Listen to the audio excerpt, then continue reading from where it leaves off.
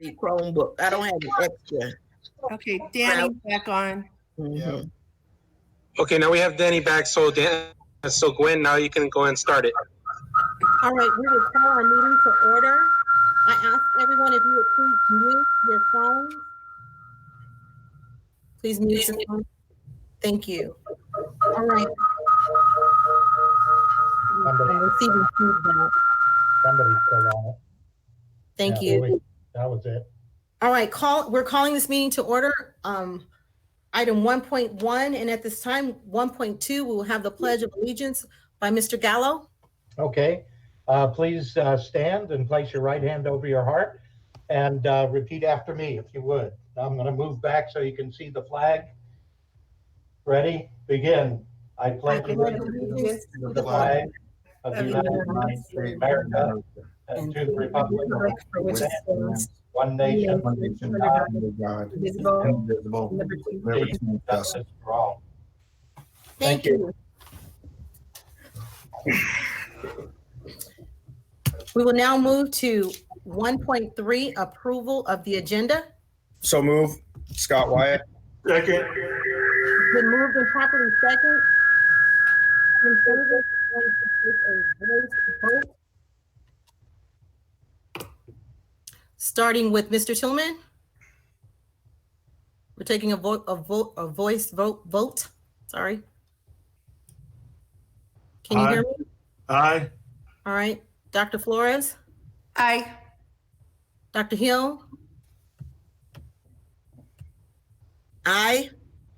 Mr. Gallo? Aye. Ms. Rosales Medina? Aye. Dr. Wyatt? Aye. And Gwen Rogers, aye. Thank you.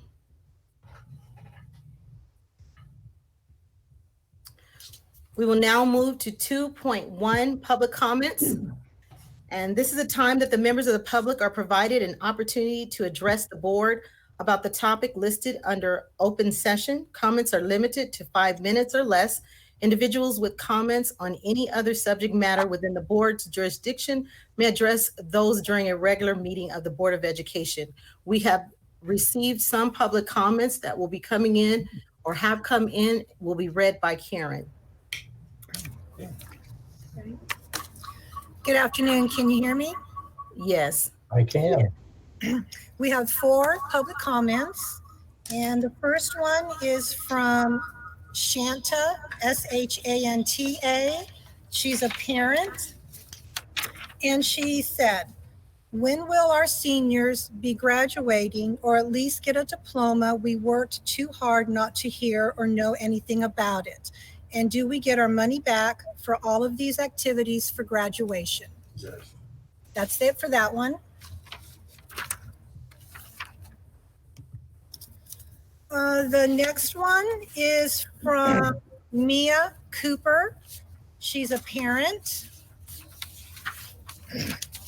And she says, as we walk into this journey of the unknown and not knowing what is going to happen next, I would like to take this time to thank the school board for their tough decision they had to make over 3 weeks ago to close the school down for the betterment of all staff and students.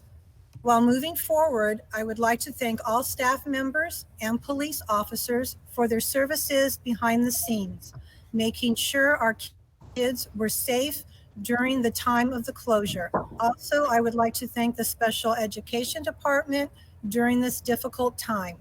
They have to serve the most delicate students in our district, which takes a lot of hard work, and to make sure those kids receive the services they need at home. Also, I would like to thank all school board members for making sure our students have the tools they need to be successful in their learning. While some of us are having ups and downs, as a parent, I would like to assure the parents that the school board members are working hard to make sure our students come back to a safe and clean environment. And for seniors that are going to graduate this year, because you will graduate, it's never too late to have a prom, a graduation, or to enjoy grad night. As the saying would go, you leave the best for last, and that's what class 2020 is doing. You will have your special day and your special moment, but please be patient as we go through this difficult time. Thank you all, because in order for the dream to work, we have to have teamwork. Go San Bernardino City Unified School District. Nice. Great message. Very Our nice. Our next one is from E. Negretti, and she says, "Good evening, board members. During this learning curve for all, parents, teachers, and our children, I hope that you make decisions that give due consideration for non-common core curriculum, which would allow more parents to have the understanding and knowledge to support the learning of their children who will now be learning at home. Also, for your consideration, I strongly encourage San Bernardino City Unified School District to contact and partner with homeschool-based businesses that have been providing enriched education for K through 12 homeschooled children. I believe they are the experts who can assist SBCUSD at navigating through home-based learning in order to reach the best possible outcome for our children's education. Thank you for your time and consideration." And our final one comes from Trevon Martin. Good evening, board. My name is Trevon Martin, and I'm the Public Affairs and Community Engagement Representative from the California School Boards Association. Tonight is my last time addressing you in this capacity. I have accepted the appointment to lead Ontario International Airport Authority's new Community Engagement Department. Moreover, I applaud the board for their decision to close schools and save lives due to COVID-19. As we navigate this new world of living, I encourage the board to take a deep look into distance learning beyond packets for students. We know the achievement gap exists for many students, but we have to take a stand and help stop that gap from getting wider. Limited direct instruction from a certificated teacher is what is needed at this time. For support and other questions, please rely on Denise Lopez Pacer from Riverside until a replacement is found. It was a pleasure serving the members of Region 16. And that's it for the public comments. Thank you. Thank you, Karen. I appreciate it. All right, we're now going to get into our updates, and we know that the public is watching along with us. And as promised, this is our board meeting update in reference to the COVID-19. So I'd like to turn it over to Dr. Vogelmer. Thank you, Madam President. Board, we're excited to share with you what we've been up to over these last few weeks in terms of our planning in relation to the COVID-19 pandemic. Before we begin, I'd love to be able to thank everyone who has stepped up to the plate, but time won't permit me to do that individually. But I can share with you that people at every level of the organization have done their best to provide service to make sure we're heading in the right direction. So I just want to thank them wherever they were providing that service. And especially tonight, I want to thank our communications department and our IT department in conjunction with Karen Cunningham for making this a reality and allowing us to have our board meeting done virtually this evening. It was a heavy lift. They worked very hard at it, but they delivered. So we're thankful for that. If we could pull up the PowerPoint and I don't have it on my screen. So David, I don't know if you're putting that up.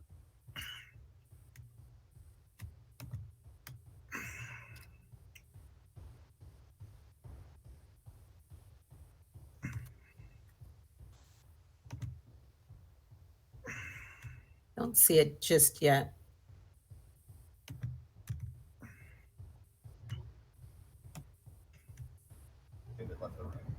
Give us 1 second, please.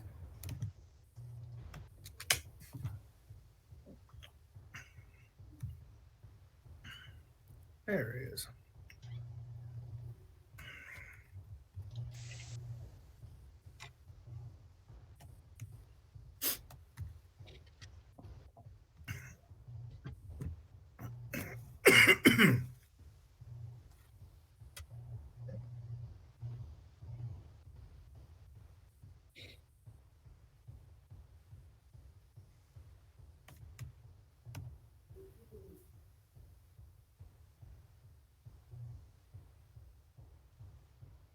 Should be coming up momentarily. I see that David has joined.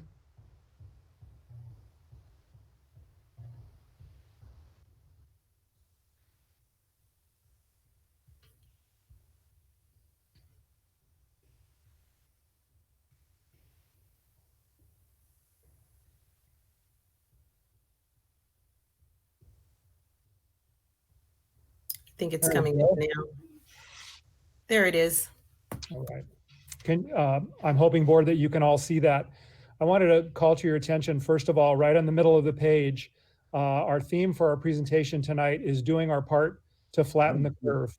And as you know, and have heard over and over and over again, everybody has a responsibility based on the governor's stay safe at home order to do our part to flatten the curve. So as we have approached our work and moved forward with our plans, that's been a central theme for us, is to do our part to flatten the curve. We know that the best way to contain and ultimately battle this virus is for people to stay away from each other. And while that's probably very unnatural for us, we do know that that's something we have to keep in mind as we're moving forward with our plans. So David, if you would advance the slide, please. I don't see the PowerPoint. I don't know if I'm the only one. I can see it. I can't see it either. It's Dr. Flores. You might have to change the selection you have for your layout. I can see it. I can see it.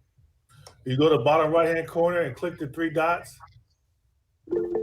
And then when you says change layout, I did the sidebar. I have the sidebar. Okay, I have the sidebar. That worked, Danny. Thank you. No problem. I've been doing it for 35 years. What will we do without you? But we still don't see his picture. No. Does everyone else have it up in front of them now? That was me and, Yes, I have it. okay. I everyone have else? it. Thank you. Okay. Alrighty. Great. So on the title page that you might have missed, our theme tonight is doing our part to flatten the curve. And these are our objectives. We want to update the board on district operations in response to the COVID-19 pandemic. We want to review our district's plan, in particular, to transition to a distance learning platform. And then we'd like to get some feedback from the board on recommendations around meal distribution, childcare, and senior activities. So that will come toward the end of the presentation. Daniel, if you could please advance the slide. So board, through all of our planning, and we've had dozens and dozens and dozens of people involved in this. We basically were focused on keeping in mind 2 core values. And those core values were, first of all, that every student, when they come back from spring break on April 6th, that they would have something meaningful to do, that they would have something engaging, whether that's a packet or distance learning or whatever it would be, but that we would be prepared on April 6th to bring back something engaging for students. So that's guided our work thus far. The other core value that we've had, and it goes back to flattening the curve, and that is we want to minimize exposure for staff and students to COVID-19. As we're getting our work done and planning for services, we want to make sure that we are minimizing interaction as much as we possibly can, so that we reduce the possibility of spreading the virus. And so we've kept those 2 things in mind throughout all of our work, from the very, very first day, actually, through now. And I'm excited to be able to share with you some of the things. We're excited to share with you some of the things that have been going on. I want to give one quick reminder before I turn it over to our team to begin to present, and that is we are still building this plane as we're flying it. Not all of the planning is 100% complete. We will be working throughout the rest of this week and through the coming weeks to make sure that we're learning, getting better the entire time, but we're not at all done yet. And so what you're seeing is an update on our work to date, and then we will continue to give you updates as we move forward in subsequent board meetings. So at this time, it's my pleasure to turn it over to the team, and we'll go ahead and advance the slide, David.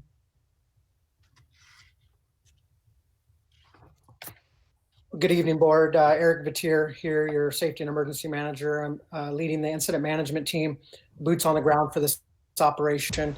Our primary objective is to take the priorities that are set by our policy group, which is yourselves and cabinet, and handle those missions on a day-to-day basis. Part of that is coordinating with our both state, local, and federal authorities, making sure we have real-time information from them and that we're providing that up the chain and also out to our stakeholders. We're monitoring the pandemic trends as they grow, both locally, regionally, and over the state and federal levels.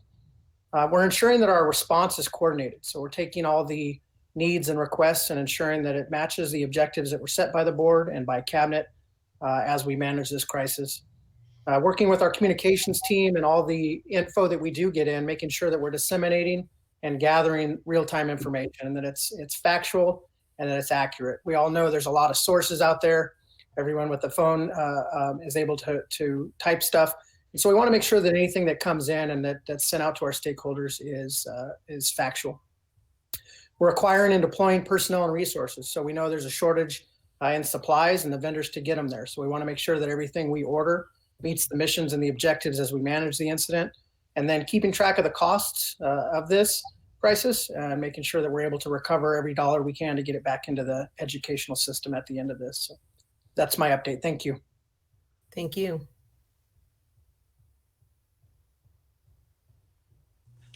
Hi, this is Linda, and I would just like to give a brief update on what we're doing in communications. As you can see, we're using a wide variety of communication tools to reach parents, students, and our employees. We've not only sent out robocalls, we've also relaunched our 888 Kids emergency hotline number. We're sending out regular messages via email, social media, and website. And we're also using our district's mobile app to push notifications out to everyone who's taken the time to download the app. Next slide. We made a commitment to send out daily robocalls to our families so that they know exactly what we're doing to continue to support education in San Bernardino. We average about 40,000 delivered calls each time we've sent out a robocall.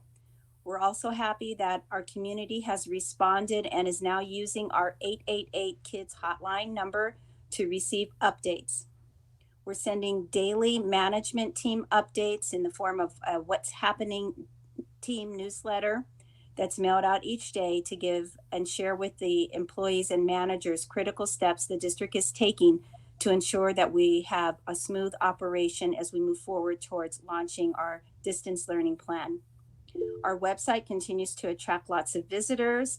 Our daily average of just under 20,000 visits to the Ready SBCUSD webpage is an indication that our community knows where to get critical information as we all go through this temporary school closure. We're also continuing to use social media to announce different opportunities to help our students and to remain connected. Next slide, please. Our printing services team has done a tremendous job to meet the needs to prepare learning packets for our students. The learning packets were printed over the past week. We've had 27,390 packets printed so far, and that is a result of 479 separate work orders that have come into printing services. Thank you. Okay, before we go on to business operations, I have 3 questions. So Mr. Tillman, Ms. Medina, and then Dr. Flores. Mr. Tillman? Yes, and I was going to wait until after the entire presentation. Okay. And I believe Ms. Medina had a question for Eric. Yes, my question is regarding the mask and gloves. Are we ensuring that all those that have interaction, because I know that this was one of my concerns before the students went on spring break, was the fact that how are we ensuring that those interacting with other people have those items such as masks and gloves if they're in constant contact, or what does that look like? Thank you, Ms. Medina. So our nutrition services team that are out, they do have masks and gloves on, and we have a safety team that's out this week that's building the plan for the packet distribution that's going to occur next week. So they're actually visiting the sites to put a procedure in place for how that should look to include distance, gloves that may be needed, et cetera. So there's going to be a written plan and guidance for each one of our school sites as it relates to that. Thank you. Okay, so you're saying that everyone is practicing using the gloves and the masks? Yes. Okay, and the other question would be because of the food that we do have with our nutrition department, they from the last time I've noted that there's food that can be expired. What are we planning to do with the good food that we do have? If maybe that might be a way of distributing it to the community before it expires. I know that there was food because of the closure of the schools, lots of food when it that can be utilized instead of throwing it away. It can be used by the community or providing that to the community themselves, because that's a possibility. Miss Medina, this is Janie.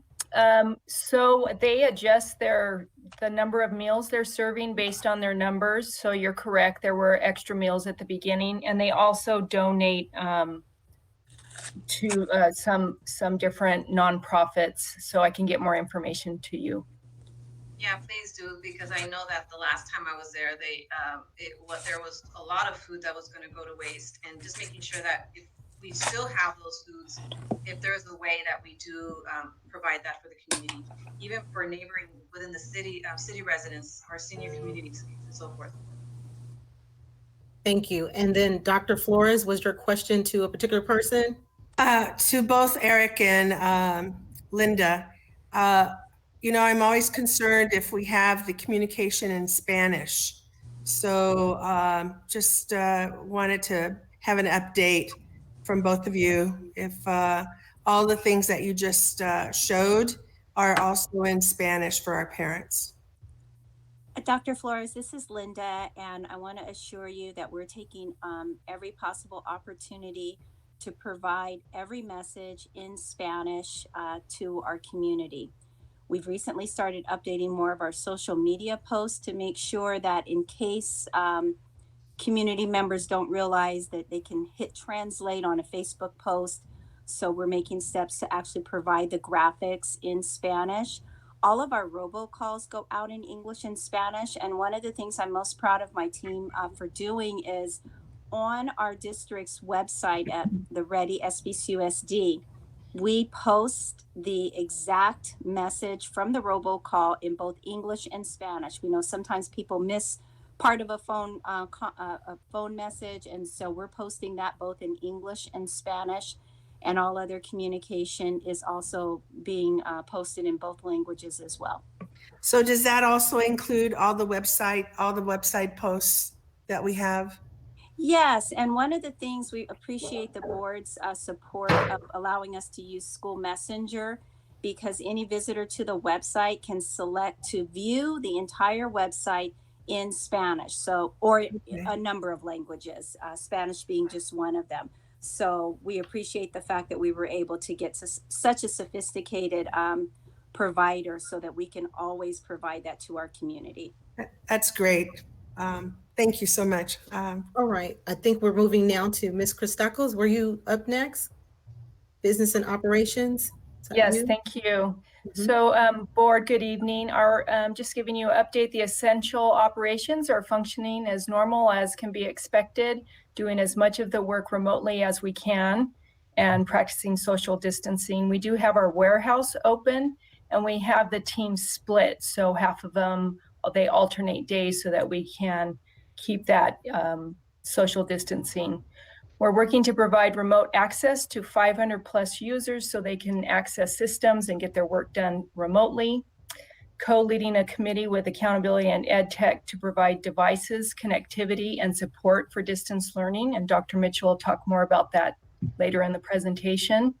And our students have had access to the Google platform, but we've now enabling the student emails to increase their collaboration. Next slide, please. So maintenance and operation has sanitized the interiors and exteriors. We've had some different activity with handing out packets. So we will do that again before we resume work. And so the playgrounds, interior spaces, everything will be sanitized again. We have a plan in place prior to occupancy. As you know, Nutrition Services has been providing the drive-through grab-and-go lunch and the next day breakfast daily to children 18 years of age and younger, and approximately 3,300 meals are being distributed daily. And just so everyone knows, it is open enrollment for our employees for their benefits. All of the current plans will automatically roll over unless the employee requests a change. They'll be reaching out to everyone to set up an appointment in case there are any questions. So we expect this to go very well. I actually got my call today. Next slide, please.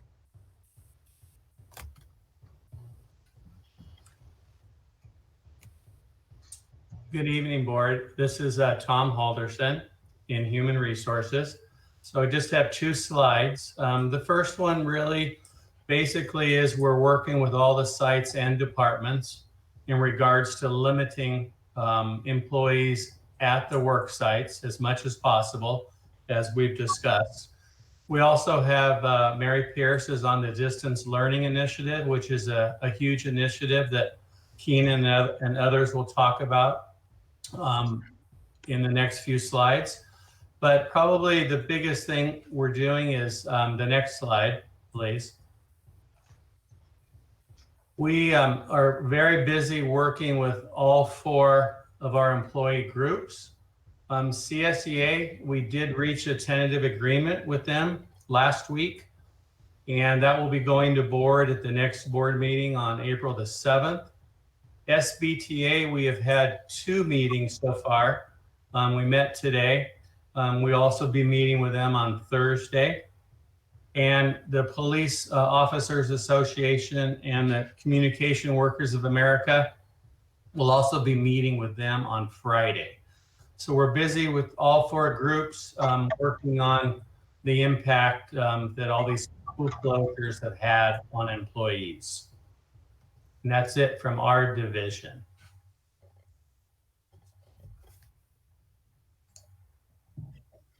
Good evening, board. It's good to see all of you. The Special Education Department has been really busy preparing, reading the guidance from both the state and federal level. It has been quite interesting to see how both our state and federal guidance is trickling down. And so there's a little bit of limited guidance, I guess I can say, and so we'll share with you how we're approaching this, because ultimately the state is saying that each district needs, to the extent possible, meet the timelines of IEPs, given the restrictions of the social distancing. And so in San Bernardino City, we have more than 7,000 special needs students on IEPs, each with unique goals and needs. The guidance states, to the extent feasibly possible, IEP timelines should be met. However, during the school closure, districts are not required to adhere to all timelines, as this is considered a break in service, similar to when we go on winter break. So you can see that there's a little bit of confusion there. So this is how we're approaching it. We are going to be training our schools to develop what we're calling a compliance calendaring plan.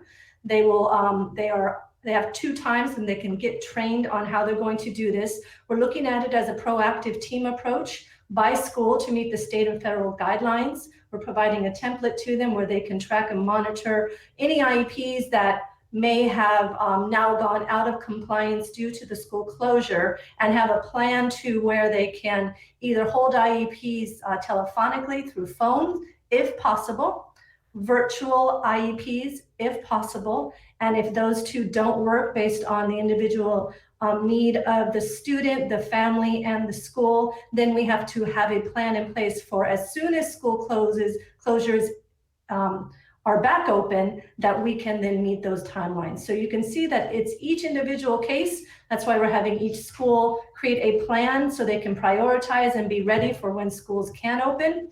We also know that in our district, we have what we like to call islands of excellence, schools that have very strong compliance monitoring tools in place. Our goal in all of this is to improve our systems, and instead of having islands of excellence, we're going to have a continent of excellence called SBCUSD. So when we come out on the other side of all of this, we will have some nice monitoring tools on how to meet these very challenging timelines. So more to come on that, but our schools will be trained, and the approach is to move this work down to the school level. It is ultimately the school teams that are responsible for meeting these IEP timelines. So that's one element of special education.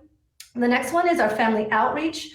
As you heard, we have district-wide outreach going for our families. Each school has their family outreach plan and how they're approaching engaging with their families. And of course, that includes the families of students with special needs. The special education department is one layer on top of that.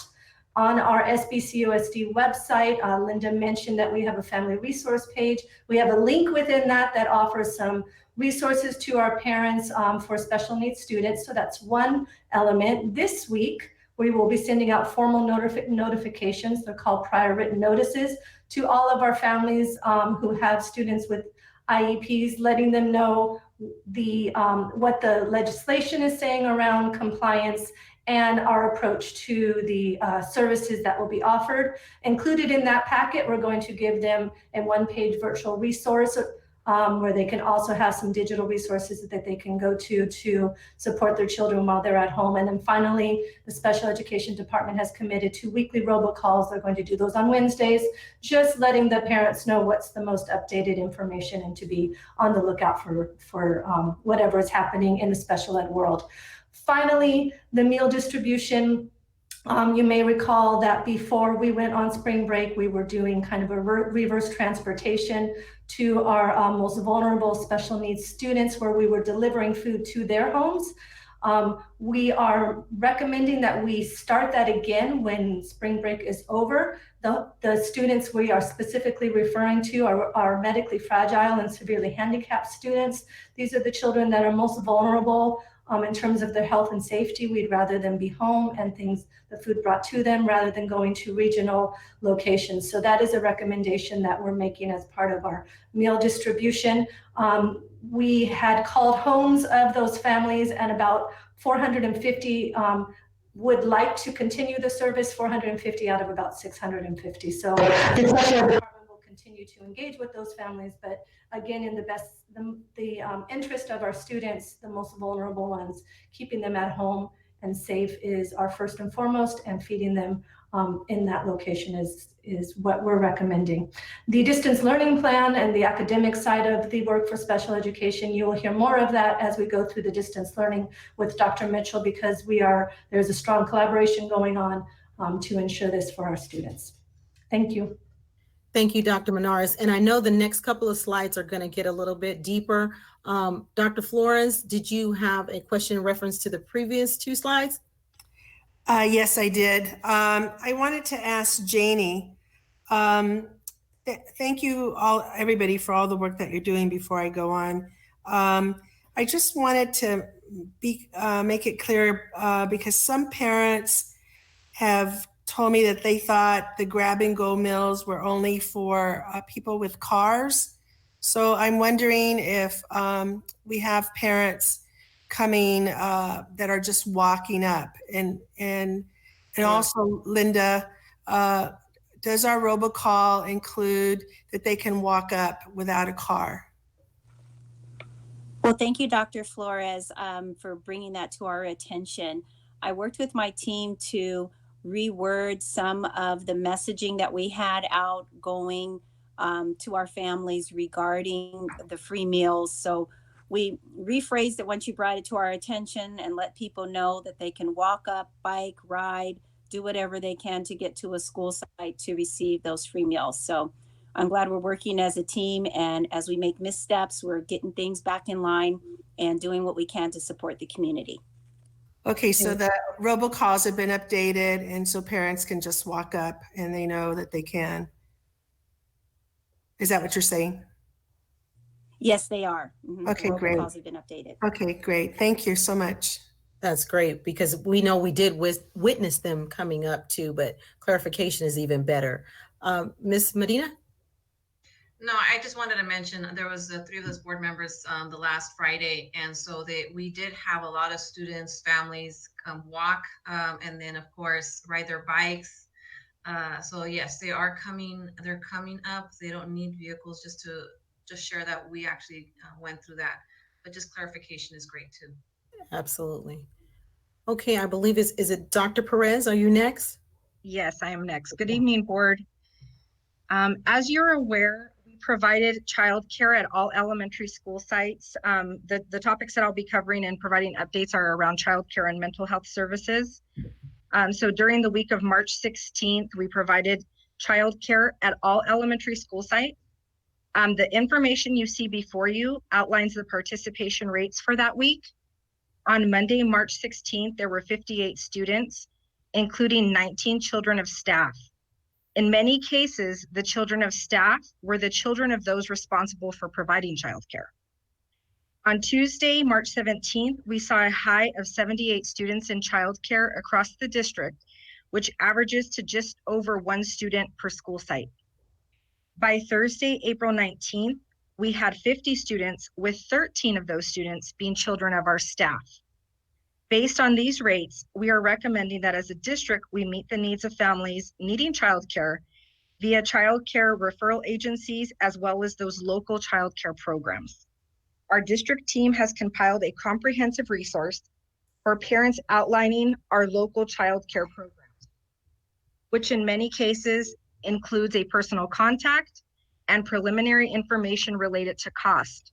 We have contacted each of these agencies personally from our staff, and in speaking with their representatives, it is recommended for parents to contact and work with the child care program directly to secure the most accurate information regarding cost based on their individual circumstance.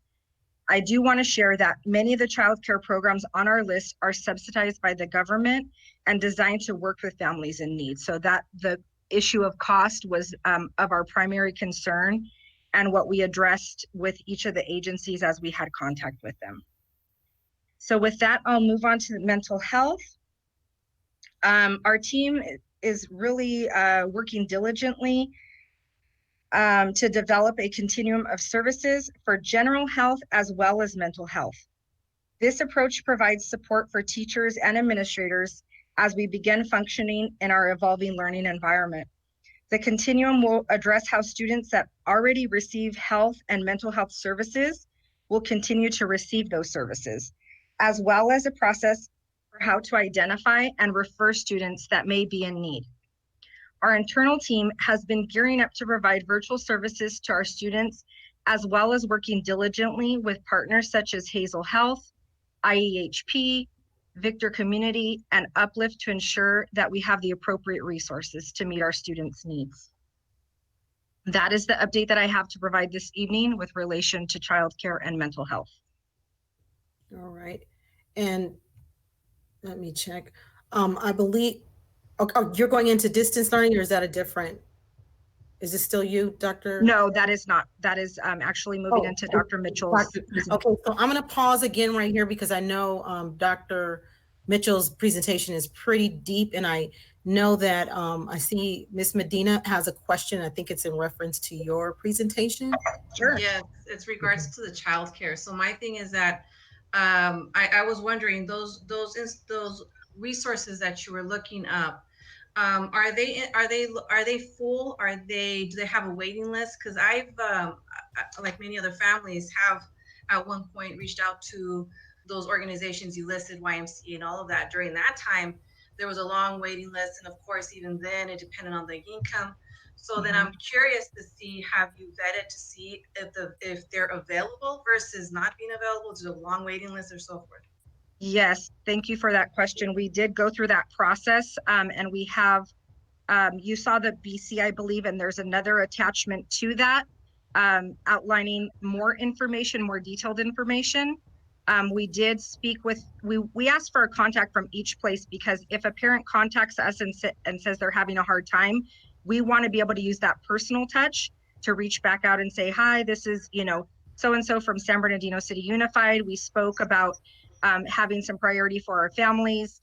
So we're happy to help parents, with that personal touch, because we've created relationships with these agencies, really to try to ensure that our students get priority for those locations. but there's no guarantee. And so I'm wondering if there's a way we could either contract through them or just making sure that we're providing access. Honestly, this is something that, I know that even when it wasn't during hard times, it was a struggle. And I just can't imagine how it is now during hard times, how much of a struggle that is. I understand that you wouldn't necessarily, we in the district wouldn't be doing all 50 school sites, elementary school sites, but we can narrow it to maybe one location. Of course, what that looks like, I'm not sure, but even if it was to hire out or bring in someone. So I just want to make sure that I know the recommendation is to use outside resources, but these are our children. And I know that we even had staff members have their children within the childcare that were taking advantage, which is awesome. I really appreciate that. But I don't think that these agencies may, and I know Dr. Hill has a question or comment regarding it as well. And I just don't feel like they may be prepared for that. So I would not necessarily go with the recommendation that the district has, but I want to hear from Dr. Hill. All right, so next is Mr. Gallo, and then Dr. Flores, and then Dr. Hill. Mr. Gallo? Yep, thank you. I actually had a question for Janie. Janie, we got construction going on throughout the district and kind of various retrofit projects, including the greenhouse project, et cetera, at San Andreas. Is it possible for the team to continue to work in the greenhouse over this shutdown where students aren't there and they can set up equipment and things like that? Have we thought about that? Yes, Tom Pace and legal have been working on that. We're looking at projects that are near completion. And so we're working through a process and on which sites and which projects we can proceed with. So it's not finalized yet, but that's what we're working on. Yeah, if we could throw that one in the hopper, I think it's a great time while they're not crowds and students and people kind of in the outdoor area, especially inside the greenhouse piece. So we can talk about that sometime. And the childcare stuff, when I saw the numbers and the latest numbers for them, I think I agree with staff's recommendation on certainly not having 50 school sites off of a childcare. It's there would, I think the last count was like 50 kids of our students that were availing themselves with for that service. And we had hundreds of staff available coming in, 580 staff or something that were in our district and supporting that effort. We didn't really have an idea on how many students we'd be seeing, but we should. I definitely agree with the scale back of it, and of course, you don't want very many kids in any one given area either. So might be interesting just to try out and see how the outside support works. And if it doesn't, I know Abigail raised the question of maybe having one site open where we could, have a few 3-4 classes or something like that of students in there. But I think just the risk. I mean, here we are in a shutdown. I mean, we really want to abide by the governor's stay-at-home policy, and it really it's a risk to bring too many people together in a facility. So I know those are the consternations we're dealing with. So, yep.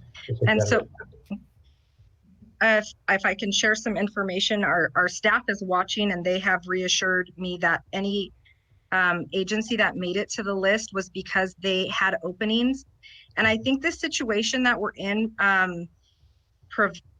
creates a situation that we have not had before, obviously. But Abigail, to answer your question, these agencies are actually looking for students because, as you can imagine, the stay-at-home order has required most of the people that they typically serve are now at home, not needing childcare. So actually there's a need that they can meet, and our need, and we're also helping them out because they are not having as many students as you can imagine going to their childcare centers as well, because most parents are employed in places where their stay-at-home has been enacted and they're not going to work. And So, can I just follow up with that then? Is it then I guess it would go back to the cost as well, what that looks like, because if they're being charged, because I know even if they're low income, there's still a charge that is sometimes more than I could afford during that time. I remember even with the YMCA, it was still expensive, even with my low income during that time. So we weren't able to do it. So I'm wondering if there's a way where the district, if there's only 50 students or 60 students, that we're able to help compensate with that cost. and yes, that is what our conversations have been.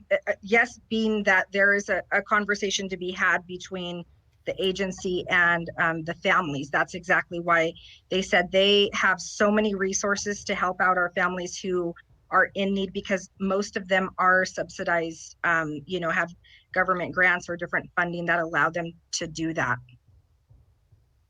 All right, Dr. Flores? Yes, just a minute. I just put it on. My question to you, Dr. Perez, was those organizations vetted, I didn't see the list. I can't see the list. Did that include Victor Communities? Are you talking about the childcare or the mental health services? The health services. I believe. Yes. Victor Community is one of our greatest partners. Yes, they are outlined specifically on our mental health services. I know that parents have come to me in the past and told me they wouldn't serve them because they didn't have medical insurance or any type of medical, any type of medical. So I wonder, if our parents, are there other options that they can go to? Do you know? Yes, we actually have a multi-pronged approach for this. So families that can't be seen because of not having Medi-Cal are actually, it's possible for them to receive the service from our employees as well as a few other partners. So we have looked at all of those options and are bringing forth a comprehensive approach for both health and mental health services. Okay, great. I appreciate the question. And I wanted to just expand on Ms. Medina's concern. I think that, as we move forward with this, closure, I think we have to keep our options open. If, more parents need daycare, we don't know what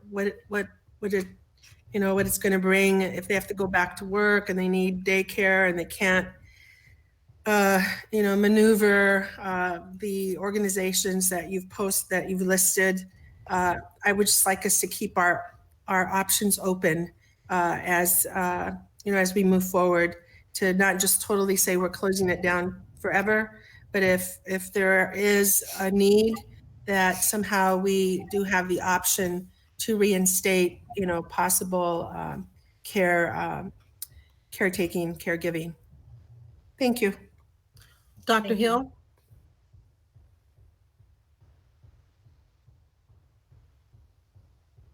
Dr. Hill? Are you there? Are you muted? Unmute? Okay, I think I'm ready now. Okay. Can you hear me? Yes. Okay, thank you. Thank you, Dr. Perez. My question's on childcare only.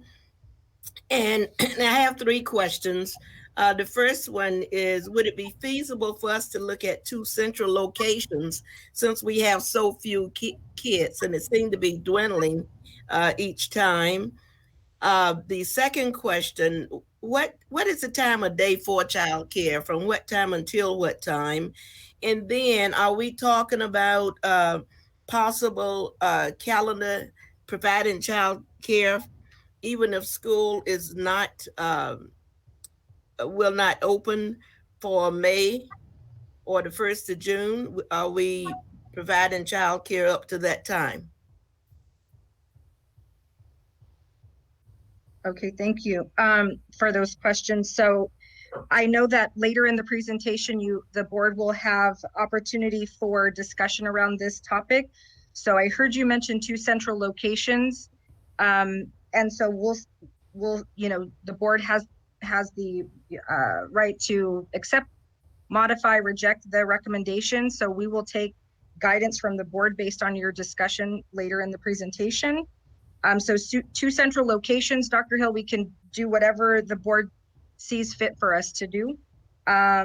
We do want to keep in mind that the recommendation came forth with the consideration of safety for all of our staff and just, the orders that have come forth from Governor Newsom, and with really seriousness in mind around reducing the opportunity for congregating in settings for students. So just know that that was the crux of the recommendation that came forth. As far as the time for childcare, we were running childcare from 7:45 to 4:30. That was the time that we were operating the week of March 16th. And then your question around, will we run childcare all the way through the end of the school year if we should not return to school? Is that what you were asking, Dr. Hill? That's correct. Okay. So the recommendation that we're making would be that it go to a childcare facility. And yes, we would expect then students to be receiving childcare through those facilities. If the board sees for us to take a different action and provide 2 central locations, or however we work that out, then yes, that would then, I imagine, be provided through the end of the academic school year. Okay, thank you. And I just want to certainly do a clarification here. Asking about the central locations, I just happened to think of that because there were so few parents taking advantage of the child care. I'm in no way board making a recommendation, and I will not make a recommendation that they look into that. I'm talking to the expert now, and I know Dr. Perez and her team is going to do what's best for our young ones. So that was certainly not a motion or ask them to go back to the drawing board, because I know you got plenty to do and don't want you to think for 1 minute I'm asking you to research central locations. It came up in my mind, and so I just wanted to share it. But thank you so much. Thank you, Dr. Perez. And I think it's also great that you're looking out for those organizations that are trying to still weather through this storm if they're able to pick up, additional students to help and support those that have to work. Lastly, before we move to the next slide, is on the mental health side, and I know one organization just asked a question this week, will they be doing an MOU, or will you be requiring something for them that they need to do, that they would reach out to your department? Yes, our staff, and I think I know which agency you're referring to, our staff will be getting in contact with them. They were waiting for us to share this information with the board tonight. Okay. And should everything seem, good to go from our board, then they would take care of the MOU. Excellent. Thank you so much. Okay, so we're going to move. Like I said, this next presentation is pretty lengthy. Mr. Tillman, I know you were waiting to the end of the presentation. Are you okay?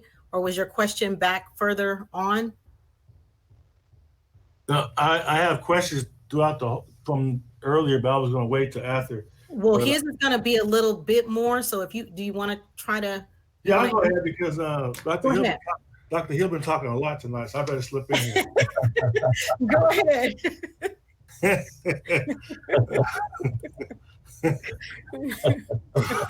First of all, I do want to thank all the staff that are going out to work. I know, we say we want everybody to go home and self-distance and social distance, but we still want folks to have childcare and food. Just realize that those are people that have to do that, and they're taking risks. And I know as the numbers go up and we hear more and more about people getting sick and infected and people dying, that the fear level is going to go up, and we understand that.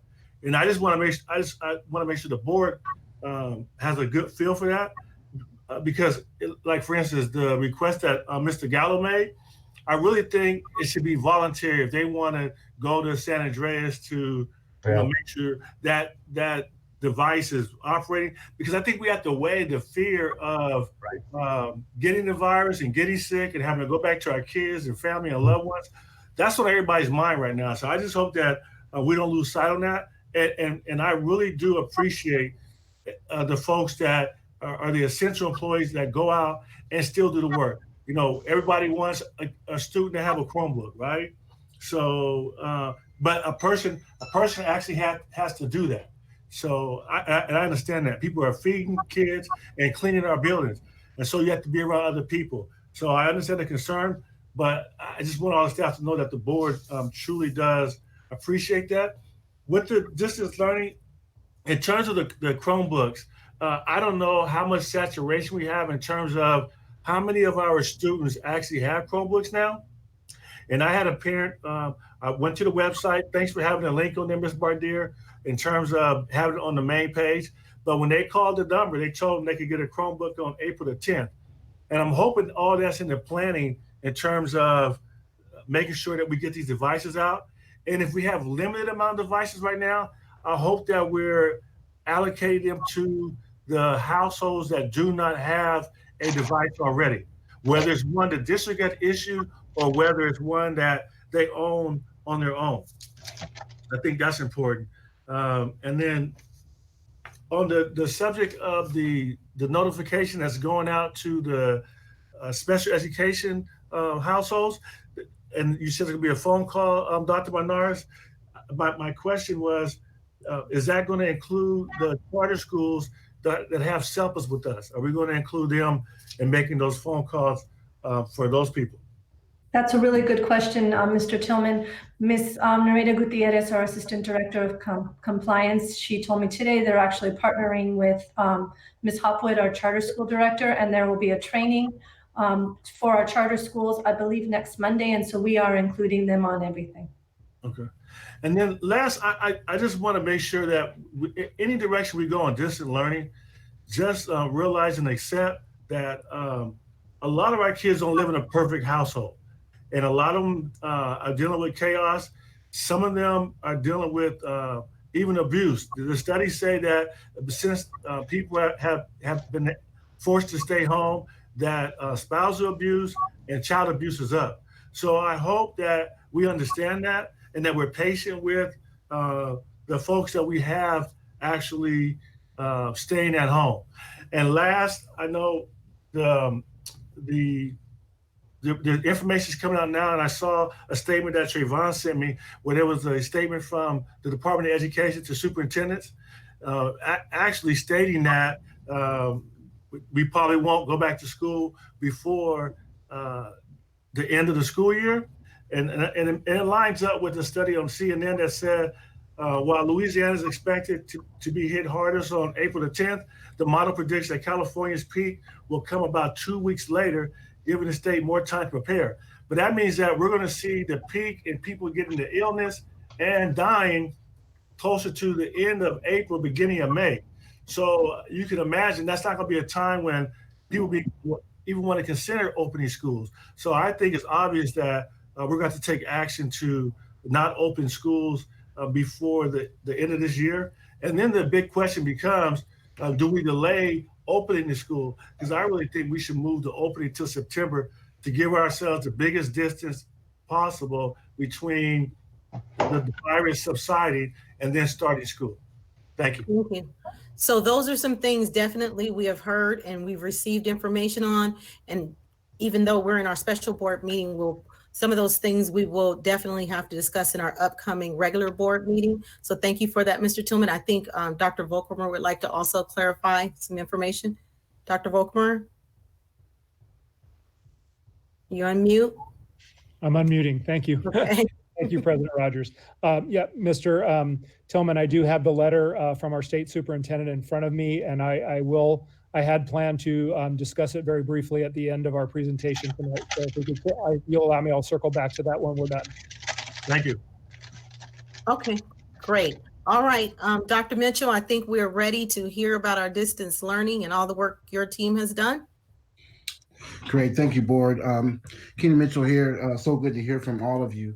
We're going to take a sizable amount of time, not too much, to give you an update, I want to reinforce something that Dr. Volkmer stated, that tonight is a update to date. We have a lot of great work going. We're very excited. Our team is really engaged. We're probably up to about 100 people working on this project. They've been working all through spring break and weekends, as well as cabinet. We've been meeting every day. Dr. Volkmer was really good to us this past weekend, and he gave us the weekend off after having worked the past 2 weekends. And so we were able to catch our breath a little bit this weekend, but we're so excited about this opportunity to transition to a digital environment. We believe that when kids do come back, there will be key pieces that we'll be able to keep and continue to strengthen and give our kids more learning opportunities outside of school. So we're happy to take this challenge on, and it is a challenge, board. I want to share with you that it's not just nuts and bolts and moving things around. It truly is a cultural shift. It truly is a paradigm shift in how we approach education and teaching and learning. And so I just lay out a few slides. We'll walk you through. Going to try to answer as many questions that's buzzing around in your minds as possible about what is distance learning and what is it not, and exactly what we are doing about it. And so our goal is very simple: to develop and utilize the Google Classroom digital platform to deliver a high quality, standards-based, differentiated instructional program for all students. Our intention is to provide a world-class, high-quality, standards-based instructional program that is accessible to all of our diverse learners. By high quality, we mean that the training that we are planning for our teachers next week, as well as our leaders and certificated support staff, will focus on research-based, best-in-class strategies to ensure meaningful engagement of our students on rigorous, standards-based Common Core content. And as Danny described earlier, it will be a challenge because even when a kid has a device and internet, home environments are going to be challenging for some of our kids, which they are now, even when they're coming to school, but more so given the shift that we're making. And so that'll be our thinking as well. And so as we talk about differentiated instruction, I'm turning over to Dr. Menares to share some insight on that. Thank you, Dr. Mitchell. So when we think about differentiation of instruction, we're really talking about how the accommodations in lesson design and delivery will be offered to our diverse learners in a digital format. So first of all, the accommodations for access are being planned from the very beginning rather than an addition afterwards. And that is very exciting because that means students who learning may be a challenge for them, students who language acquisition is part of their learning process, they're being considered from the very beginning by in the development of our resources that then we will be training our teachers on. So that is very powerful, and it'll help to improve our district and our systems overall. So when we think about differentiation for English learners, for example, the goal is to provide resources for teachers so that they can design lessons that accommodate for language acquisition needs, as well as lessons provided in the primary language. These actions include, but are not limited to, looking at our scope and sequence and curricular guides and making sure that there are corresponding English language development standards aligned for each content area, providing high leverage English learner strategies such as GLAD, Kagan, and other strategies into those curricular guides for our teachers, because remember, they are planning guides to help the teachers develop and design lessons for students, and providing digital resources linked to programs and websites that support language acquisition. So imagine that these curricular guides, the scope and sequence now will have a depth of accommodations for students who are learning the English language while they're acquiring standards. Ms. Applegate continues to monitor and receive guidance in the area of language development and English learner programs, and so she is instrumental in the development of differentiation. When we think about differentiation for special needs students, it's similar to the English learner, except for the goal is to provide planning resources for teachers so they can design lessons that accommodate for various processing needs for students with diverse needs. These actions also include plugging in existing resources that we actually had in our special ed department. Now we're offering that to all of our teachers. And they will be part of our scope and sequence. So for example, we have an educational partner, they're called Don Johnson. Don Johnson provides an overlay through the Google Classroom where text can be read to students if that's what they need. It also will allow students to verbally read to verbally write something, and then it'll put it into a written format. So that's a great accommodation for students who need different ways to demonstrate their brilliance. Additionally, we have a resource with Goal Books. That's a web-based resource. We had already trained all our RSP teachers on how to design lessons with universal design learning in mind, which is just a fancy way of saying differentiation and making sure that you have different ways for students to access the standards and the content. And that's also being plugged into this scope and sequence. So we are creating a tool for teachers so that they can plan to meet the diverse needs of their learners, whether it's language acquisition or learning delays or learning processing in different ways. And they will be able to then offer that through the digital platform. Thank you, Dr. Menarez. Next slide, please. So I want to talk a little bit about what is Google Classroom. So board, we have decided to use Google Classroom as our pre-K through 12 platform to deliver distance learning. We made that decision. There are several platforms out there. I want to tell you a little bit of the rationale about why we decided. Number one, a large number of teachers in our district have been using Google Classrooms for the last several years, and so the transition would be easier. Number two, because since our ransomware attack, another kind of virus, we transitioned from Microsoft Office to Google Suites, and so therefore using Google Classroom, which is just another application within the Google Suite, was just an easy transition. Even like setting this call up, all of our addresses and all of our emails are already in the same systems, and so it becomes a seamless transition. So what is Google Classroom? Google Classroom is a collaboration application for teachers and learners. Its purpose is to facilitate paperless communication between teachers and students. Google Classroom allows teachers to create online classes, deliver lessons, create and assign work, as well as provide student feedback on that work, and then engage students in real time over a digital network. Next slide, David. Thank you. I want to be very clear about our timeline here. And so from 3/23 to 4/3, which is our current spring break, we developed 5 work groups to develop the key systems necessary to implement Google Classroom. So all of spring break, our staff has been engaged in developing each of the key systems to have us ready to go for Google Classrooms. So what's going to happen next week? So our initial intention to provide work packets, certainly that's not the end goal. That was to give us 2 weeks buffer time to pull all these systems together. As you remember, this is our 7th day working on this and changing the whole district into a digital learning environment. It's a huge lift. It's required a lot of hours of work and meeting and research and then listening to the state, listening to the feds in terms of guidance and so on and so forth. So what we're going to do over the next 2 weeks, beginning Monday the 6th, is number one, we have a system to where we are either mailing out packets for kids for 10 days to keep them engaged in meaningful learning activities. And some schools have already done fully digital. Our one-to-one schools participating in our pilot are using the majority of digital access, but then have done a good job of finding out which of their students at their particular school did not have digital access and have provided packets for those kids.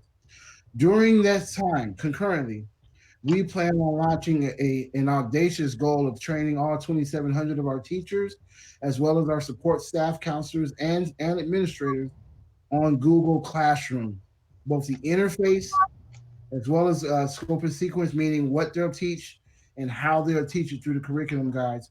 We have a schedule that begins Monday and goes for 10 days straight. And we're using every minute of the day to train all of our teachers, and we'll get into that a little bit more later. At the same time, we will, in the same 2 weeks, we'll be distributing devices to students that need them.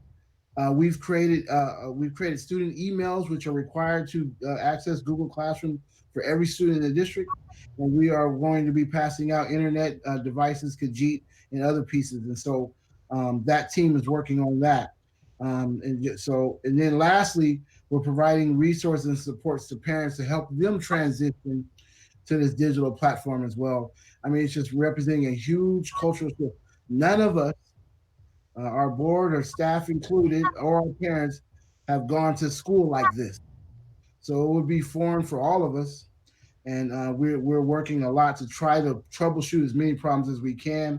We won't get it right out the gate. It'll be constant troubleshooting. And our plan is to go live district-wide pre-K to 12 with Google Classrooms on 4/20. Aptly dated. So 4/20. Next slide, please.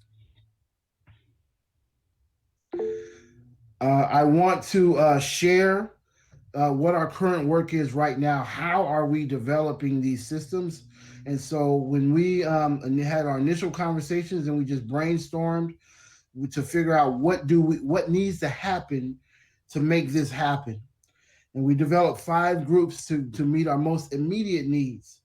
5 work groups have been created to provide analysis, what's out there, what's available, what's the research say, as well as guidance on key systems in support of our shift to the district-wide use of Google Classrooms. The work groups are comprised of district, union, and school leaders. And so on every team, we have Ashley and her team involved, as well as SBTA reps on every team. We have dozens and dozens of expert teachers that were self-selected or recommended to be part of these teams so that we're getting the best thinkers in our district on this issue, as well as our certificated and classified support staff. So our program specialists, our analysts across representing all divisions in the district. The work groups we have, I put 75 here, but it's closer to about 100 people dispersed through these 5 groups. And I want to take a few minutes on each group because it's going to answer a lot of your questions if I could. So the first group is professional learning and training for Google Classrooms. This group is responsible for providing or identifying the professional learning needs for teachers to effectively use Google Classroom platform. We will provide masked opportunities for participating in these trainings between April 6th and April 17th, as we discussed before. There will be both self-guided and instructor-led distance courses. Our Google Classroom training has been developed by our team in a cross-divisional format. The courses will offer both live facilitated webinars and self-paced options. All teachers and administrators will be required to complete the course offerings. All sessions will be delivered by our district program specialists and coaches, as well as our demo classroom teachers. Our demo classroom teachers will be hosting office hours daily during both weeks. Teachers and counselors can sign up for these sessions to receive coaching and participate in group problem solving. Thoughtful collaboration with our student wellness and our student support services and special ed teams have yielded the addition of resources and tools specific to the roles of counselors and special education teachers. And so we've designed a professional development and training tool that teachers and support staff will go through over the next 2 weeks that will certify their expertise in Google Classrooms. We will require that all of our teachers go through it, and we will require that all of our administrators go through it as well. The second group, the second work group is scope and sequence, curriculum guidance, differentiation, and teacher responsibility. This work group is responsible for providing guidance to teachers to ensure that online learning opportunities are high quality and aligned to the Common Core standards for rigor. That's really important. We are still pushing our instructional program. We still expect grade level teaching. and we still expect grade teaching that is aligned to the Common Core. And so what this team is doing is coming together and taking a look at our existing curriculum guides and scope and sequences. These are resources that we created for teachers to tell them, you know, what are the power standards, what should they be teaching, what should they be focusing on, and we reviewed them to see how we can augment and supplement them in digital format. These instructional guides have been aligned with embedded digital resources and differentiated opportunities for English learners, special education students, and other targeted populations.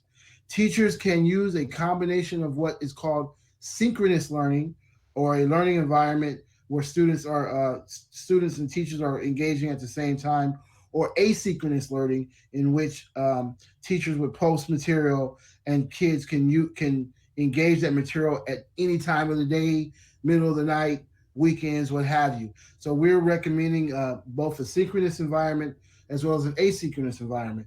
So just like many of our staff are getting degrees online and doctorates online, our kids will have the ability and an opportunity to do the same thing. We'll not get doctorates online, but we'll get there. So number 3, grading, assessment, student feedback, and parent engagement. This work group will outline recommendations for teacher grading.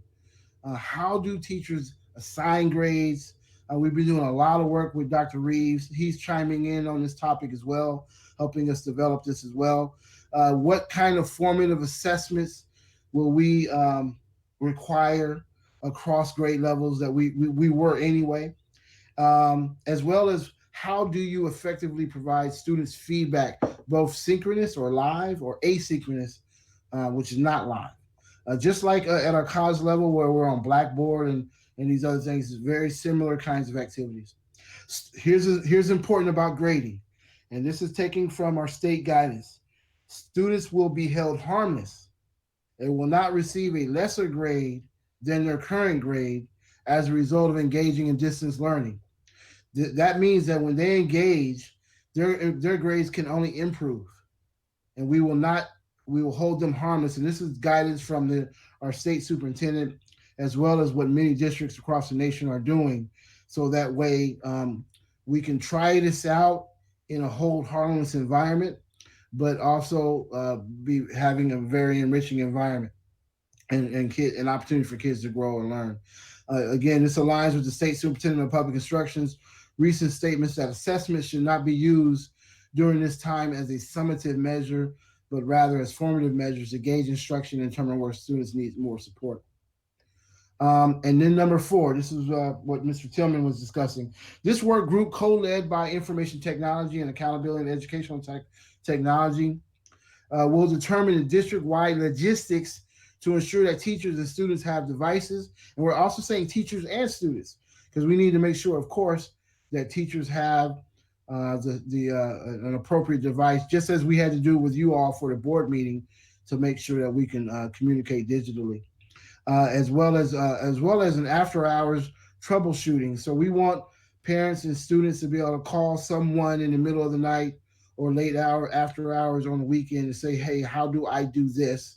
Or help me, walk me through this. And so we're creating that dynamic as well. This group will provide a plan by Friday, this coming Friday, to ensure that every student has their own device. So if there are 3 kids in the house, there'll be 3 devices. And as well as each household having internet. And we don't plan on a shortage, Mr. Tillman, to address your question, because we will farm devices out from our schools. So now we have thousands of devices sitting in schools that will not be used. And so where there are gaps in terms of devices, we will allow principals to hand out devices from their classrooms. And so we're confident that we have enough devices to go around, in addition to the one-to-one to the devices that we passed out over the last 5 years. That's a great idea. That's a great idea. Thank you.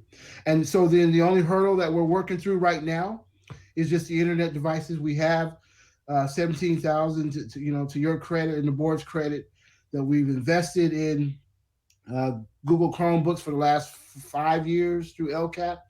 And so we have a lot of devices out there. We have a lot of internet devices out there. And so now Mike too, under Janie's leadership, is working with Barbara Richardson to figure out how to meet that need in terms of all of the offers that are being offered out there by our internet providers and phone providers. And so we're confident we're going to meet that need. And so we will not, we will ensure that every kid in our district has their own device and their household has internet.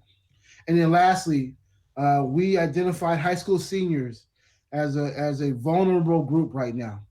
Our high school senior concerns group will provide recommendations on high school end of year activities for seniors, transcripts, transition to post-secondary, scholarship, AP tests, credit recovery, prom, graduation. We are putting out a letter this Friday that will go to all parents of seniors to answer all these critical questions.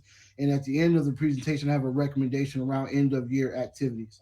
And so we're excited about this opportunity. It's complex, it's a heavy lift, and we are asking the board's patience and confidence that our teams are working really hard. And it's not just about providing internet, it's changing the whole way that we teach and learn. And so it will be a learning opportunity and it will be ongoing. We're not going to just start April 20 and then forget about it. This is going to be something that we're going to be working on even after kids come back. This is a very worthy place to go to be able to offer a fully digital curriculum, because now that increases our ability to have dual enrollment, because now all your colleges are online. So now we're creating an opportunity to make it easier to be dual enrollment for colleges. Credit recovery, enrichment. We often talk about what do we do for kids that are just exceeding standards and needing more challenge. Now we have opportunities to do digital content across all kinds of areas, guys. And so even digital content to make sure more kids are participating in speech and debate, Odyssey of the Mind. I mean, there's so many ways to go on this. And so we're just super excited about this opportunity.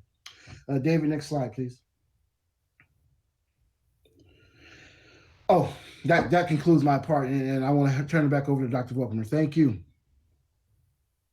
Happy to take questions. Okay, so we're going to go ahead and take some questions now. So we'll begin. I think it's Ms. Medina, and then Mr. Tillman and Dr. Flores. Okay, so my question is, because you were looking at, first of all, thank you, Dr. Mitchell, for the presentation. I'm really excited of how prepared the team has been working. So thank you so much for that. I do want to ask with regards to, since this is all new, I know there's teachers that have done this type of work, but using this is all new. Have you connected with outside schools that have been doing this?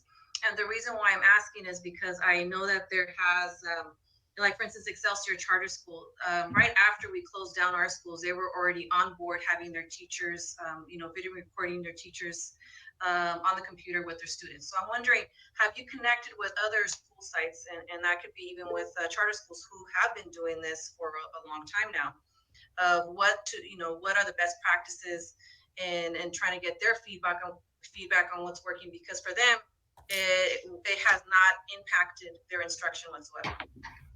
Thank you for the question, Ms. Medina. Yes, the first task of all 5 groups was to do a research and analysis of the field for best practices, best in class. So each group asked questions and we're looking at our peers, we're looking at charters, we're looking at national efforts. So they spent a significant amount of time just gathering what's out there, what's available to us, what does the research say, what does the field say? And so all of that was brought into the thinking. And so I want to assure you that this Friday, we will have a recommendation from all 5 groups. Cabinet will vet that. We'll start training teachers starting Monday morning. We already have a schedule for that. And so to answer your question, the best thinking that's out there has been fully engaged into our thinking. So thank you. Okay, thank you. All right, Mr. Tillman. Yes, thank you.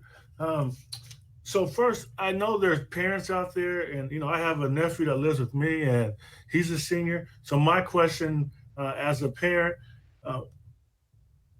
what grades are going to be used to ensure that my nephew is going to graduate? He was on track to graduate. He was a senior. So what has the state decided is going to be the basis of how many units you have to complete?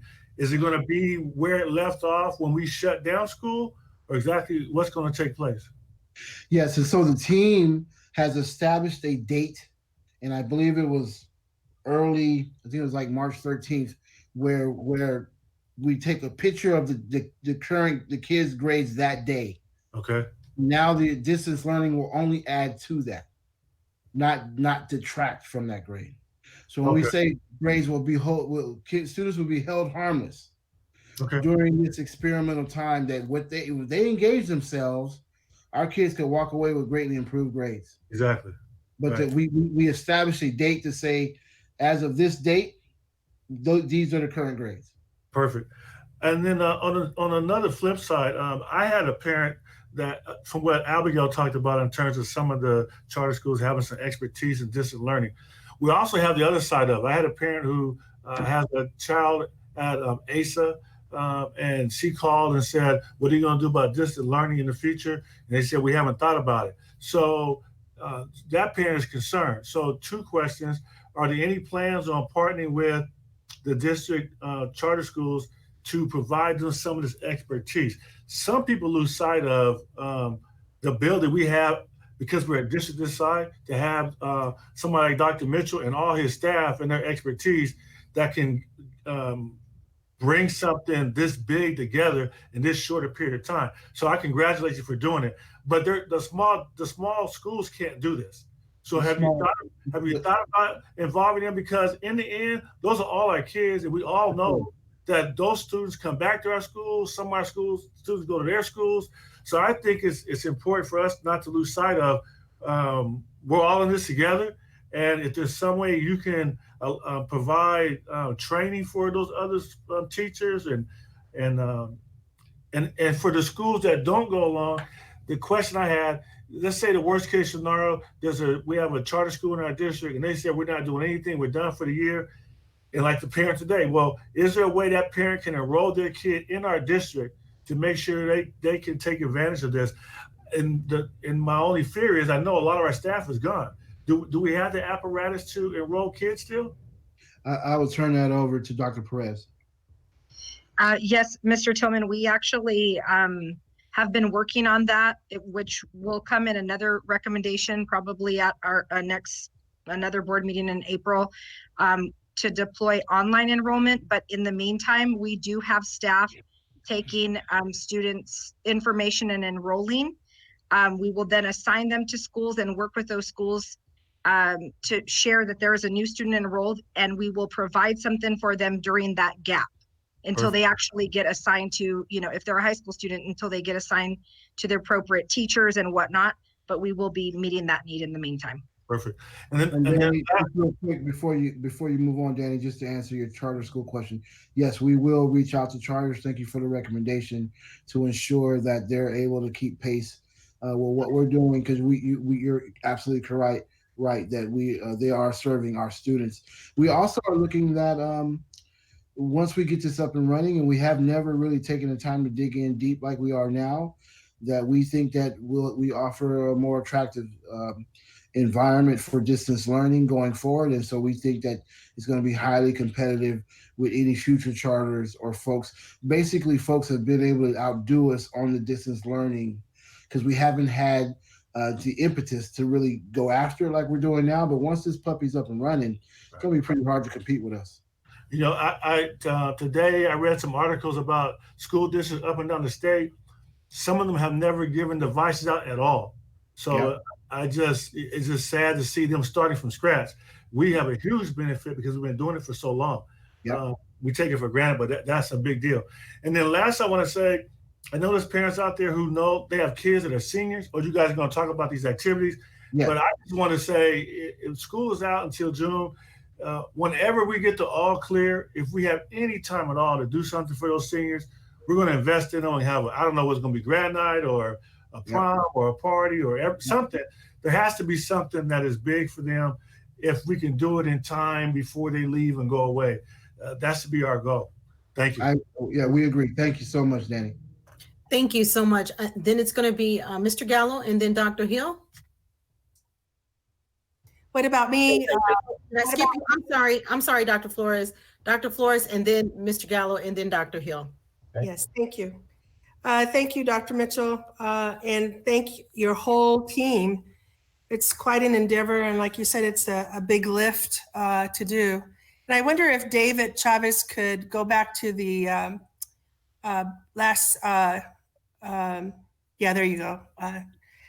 Because my questions pertain around there for the professional. My first question is for the professional learning training for the Google Classroom. So my question is, do we have teacher union support to, for protocols, for not just protocols, but in terms of their willingness to enter into these types? This is a whole different thing that we're asking them to do and to learn on the job. And so that's my question. Do we have teacher union support on this? Yes, ma'am. First of all, Ashley is participating, I believe, in group number 3, and we have her SBTA reps across all 5 groups. And then, as Mr. Halderson said earlier, we are sitting down with the union to scope out a side letter to get into the particulars of this. But we've had great support from our teachers that are participating in helping us. We launched the groups and we said that cabinet will withhold decisions and allow these groups to work and provide us with a recommendation to move forward. So we all had to resist the urge significantly to say, hey, do this, do this, do this. And we said, no, we will stop all decision making until we hear from each of these groups and allow them to take the time to research, to analyze, to talk with peers, to look at websites, to do all kinds of research and provide for us a solution that will work for our district. And we believe that, and I told them when we launched that the direction that they provide for us, wanted to make sure it had their fingerprints on it, their heart and soul on it. So they've seen all these plans already? Everybody has. Yeah. I meet with each of the team leaders every day, and I'm seeing these things being built real time. And I gave them until Friday, and sometimes the cabinet will join some of their meetings. We're all guided. Is this the teachers union, the teacher union folks, the leadership folks? Are they also getting privy to, I know these are developing and ongoing. Are they getting updated on a daily basis or regular basis? Each of the teams have been meeting every day. Our SBTA reps are on those meetings. So they're in the conversations, they're developing the forms, they're developing their recommendations. So the recommendation that's coming to cabinet, they wrote. When you say they, who is that? Okay, so let's take group number 1. Let's take group number 2. Let's take group number 2. That's being led by Anna Applegate, and she has a team of 4 or 5 people that forms a leadership team. One of those folks are SBTA reps, and then her team that she works with will have maybe 30 more people on it that will be comprised of teachers and program specialists. Remember, program specialists are teachers as well. So right. They have been meeting every day to answer their questions and get through their tasks.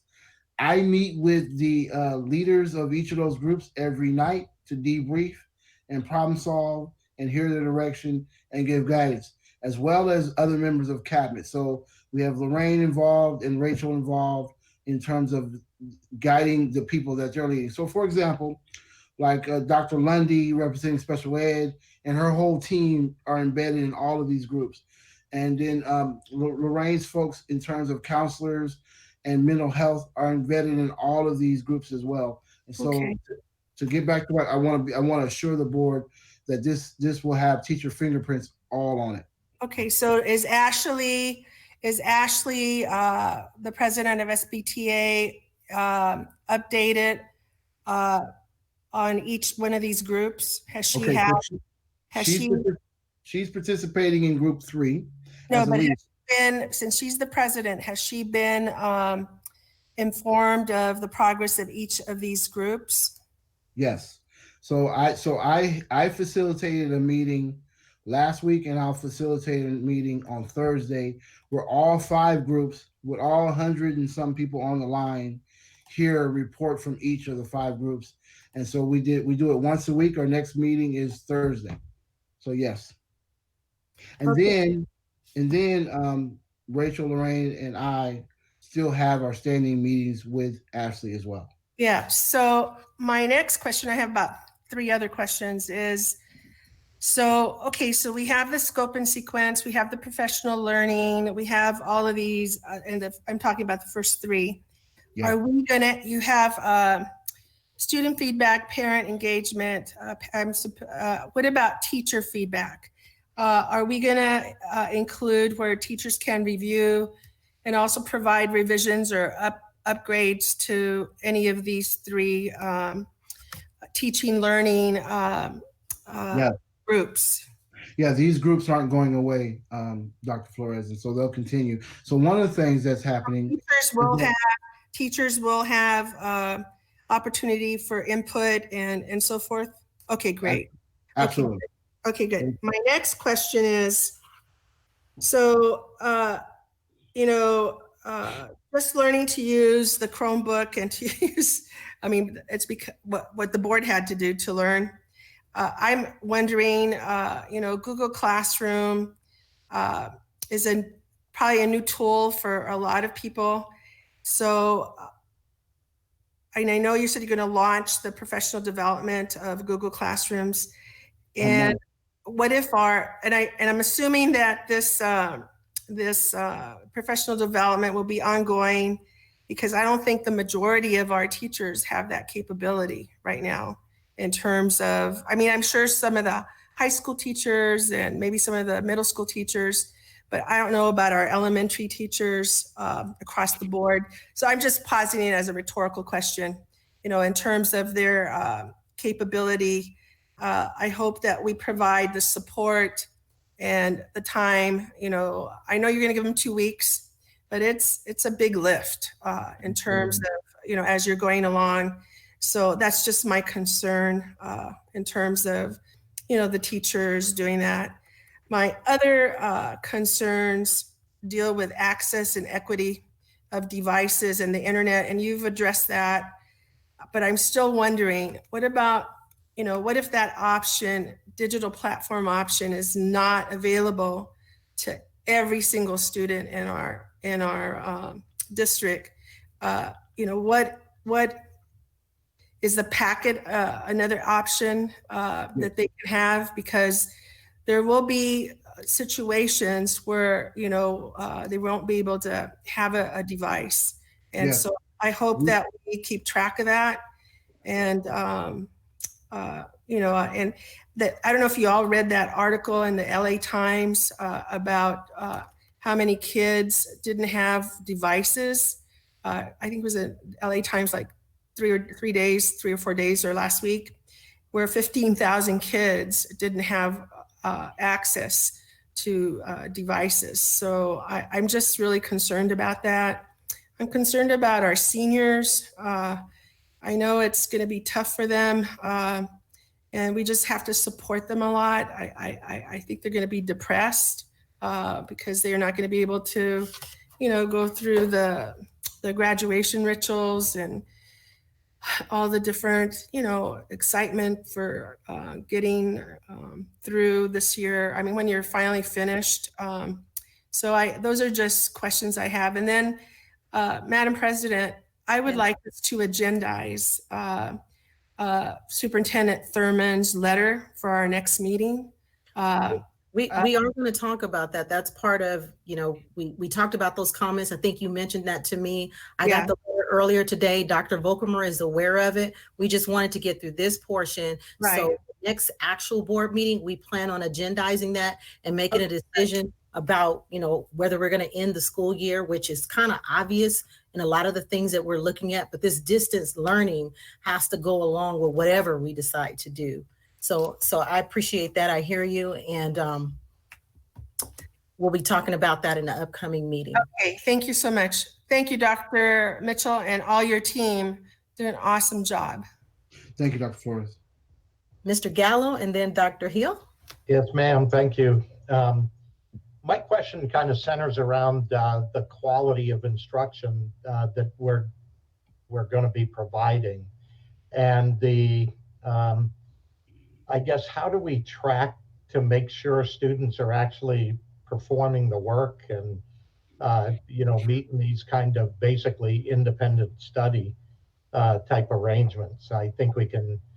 I'm not sure if Google Classroom is intending to actually have live classes like we do as we're present in school, and the material would be presented there, or if they'll be just doing stuff on their own, which, as you know, some students are probably pretty good self-starters and some are probably maybe not so disciplined in being able to complete the work. And are we going to try to mimic the classroom environment as much as we can?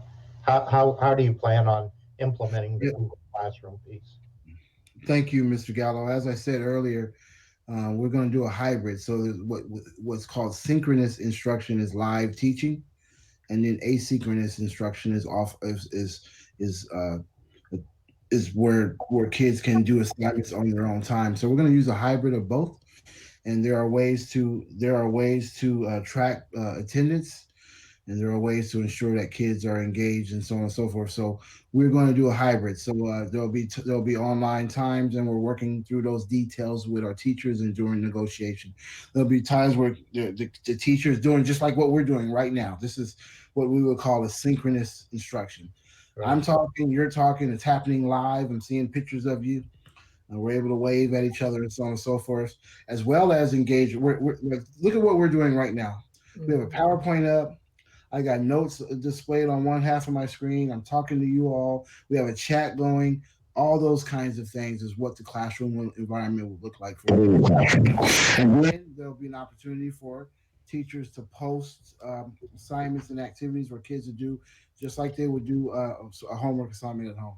So we're working out all those details. The group number 2 is tasked with determining what the instructional day looks like, and we have several samples and models that we're looking at from research articles to what actual districts have already gone down this route before us. We have those samples as well, and I'm confident that we're going to arrive to a model that works well for our kids and our community. Yeah, my recommendation would be to figure out how we actually get students on a regular time basis participating more on the synchronous option than, say, the independent study one. I just think we're, I think about credit acquisition, how are students going to be, getting appropriate credits, et cetera. I get it for the rest of this year, but, this may lead into other distance learning type opportunities, for the foreseeable future. And, I can see this transitioning public education to some extent in classroom, packing classrooms with students, et cetera. And so this is a great time to try it out. And I just like to see that we're getting some metrics out of it. Absolutely. Absolutely. Students, what they're performing. Is there a testing protocol? Is there, some assessments like you're able to do in classrooms? The teachers are able to assess understanding as part of their lesson plan and kind of test that through the interactive process. So that's great. I know you got a lot of stuff to think about, Keenan. Great work on this.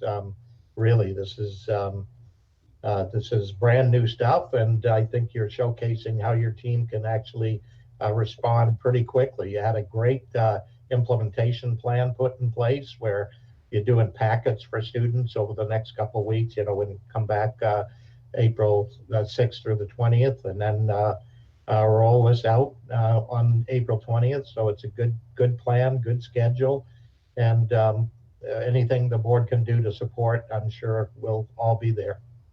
Thank you, Mr. Gallo. Thank you. Dr. Hill? Are you unmuted?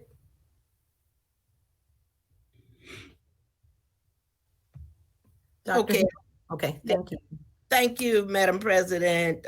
Dr. Keenan, and to your work groups, I can't commend you enough. I don't know how many of you remember when Larry Holmes defeated Muhammad Ali.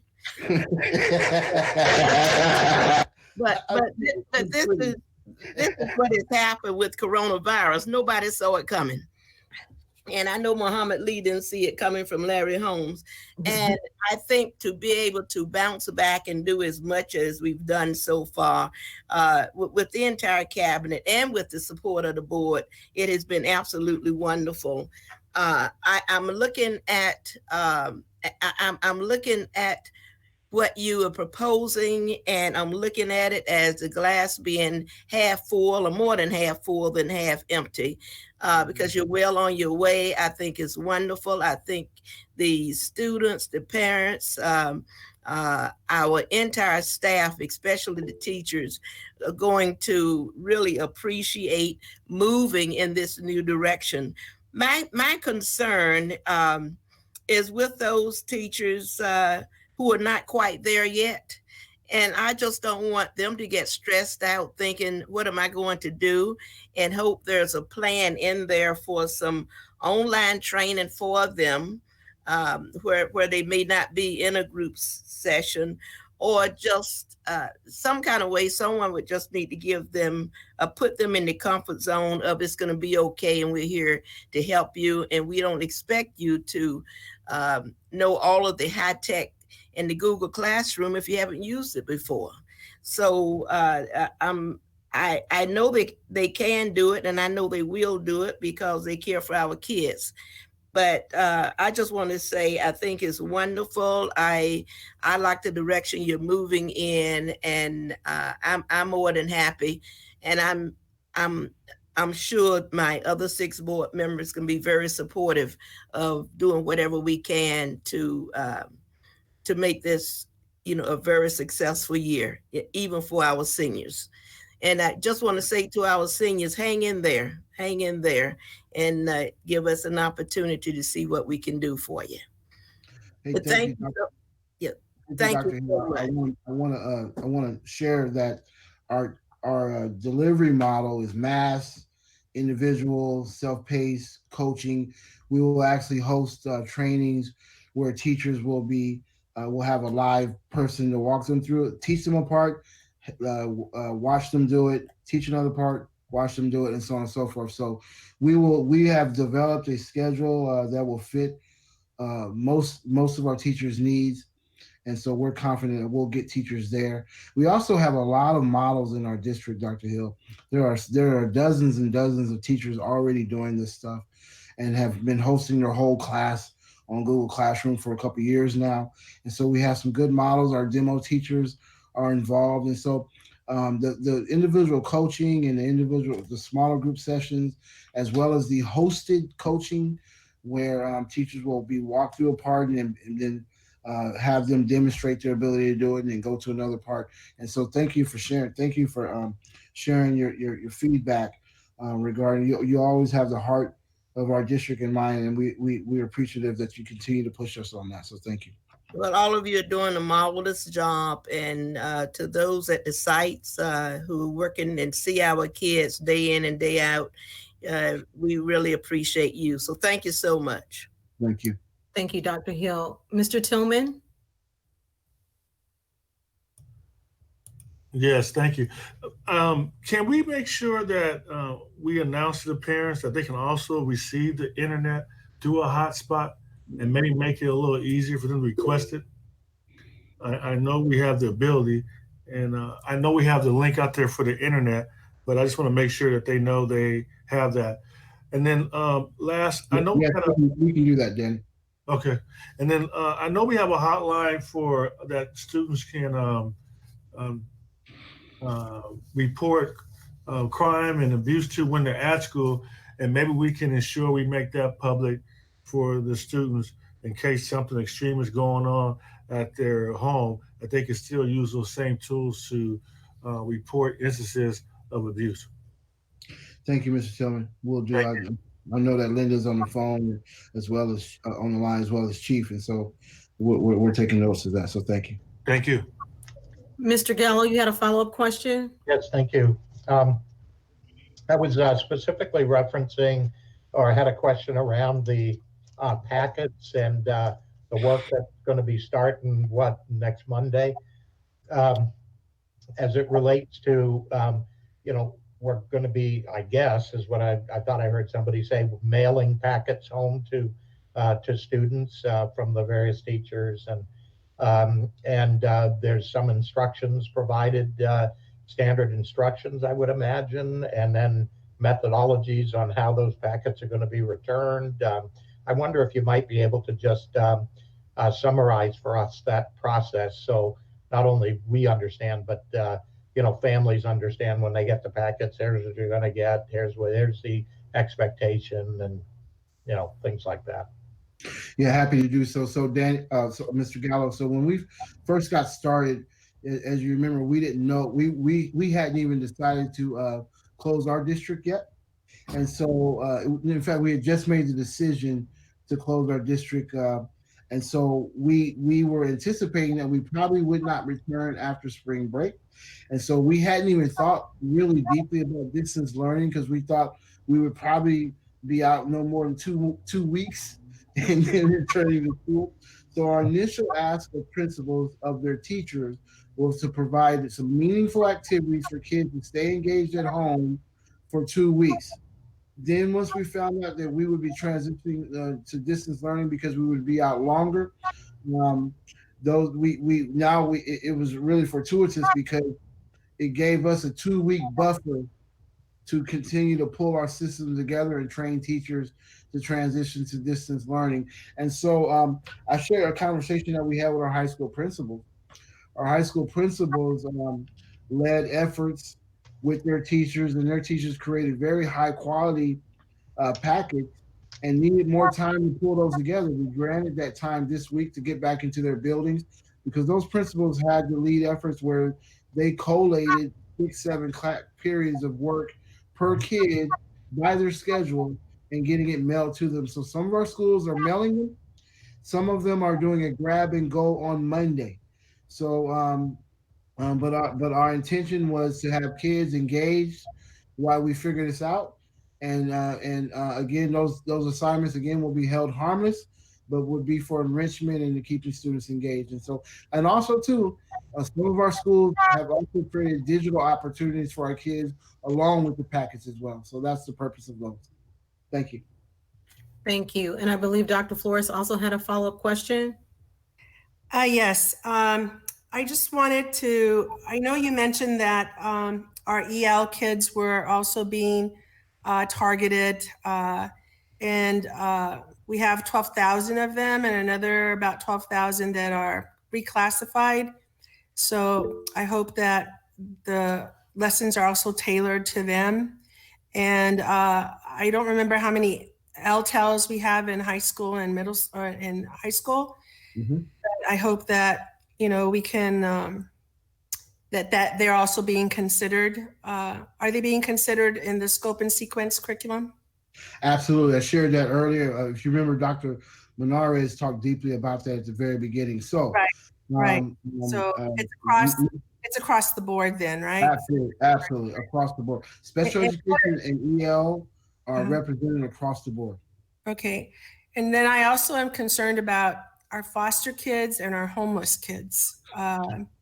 And I know we have a great team, and I'm sure they're on those. I'm sure they're represented on all of the three, right? The three. They are.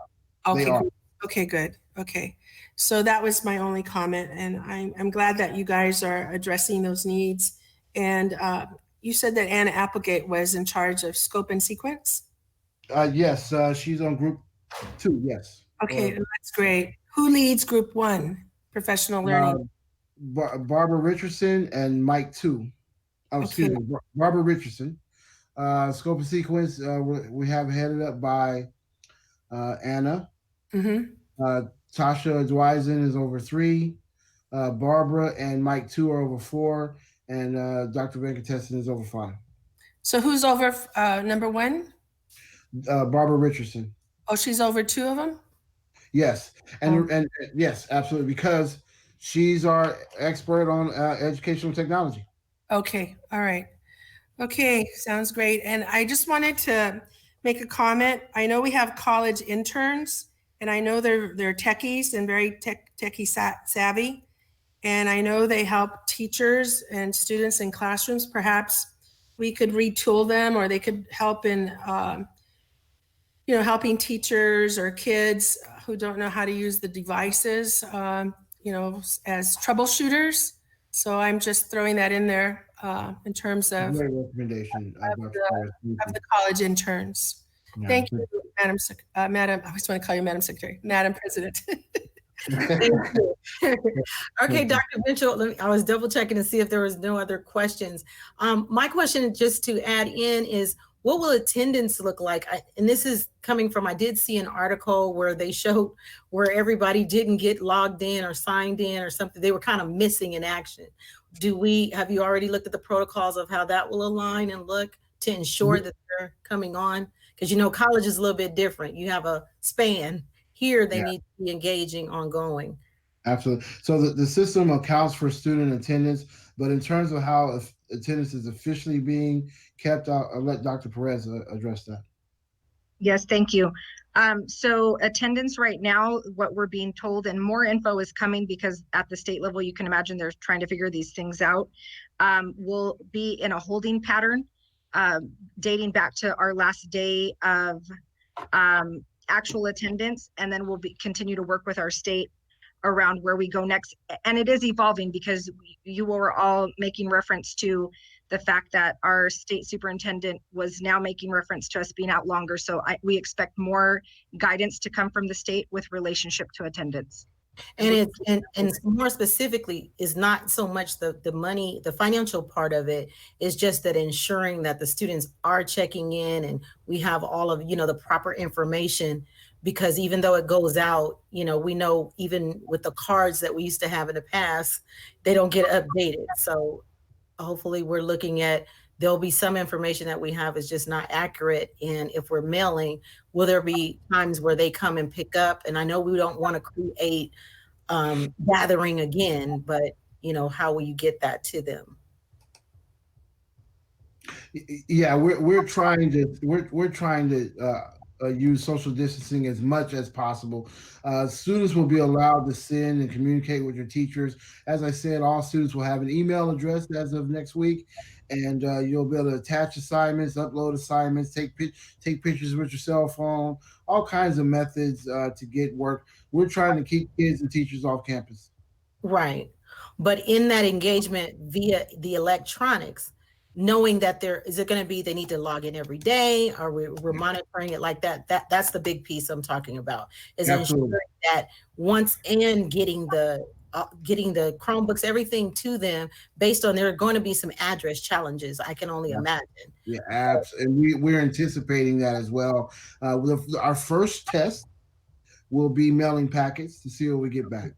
Okay. And so we'll do home visits. We'll do what is necessary to ensure that a kid has what they need to be successful in this new environment, Ms. Rogers.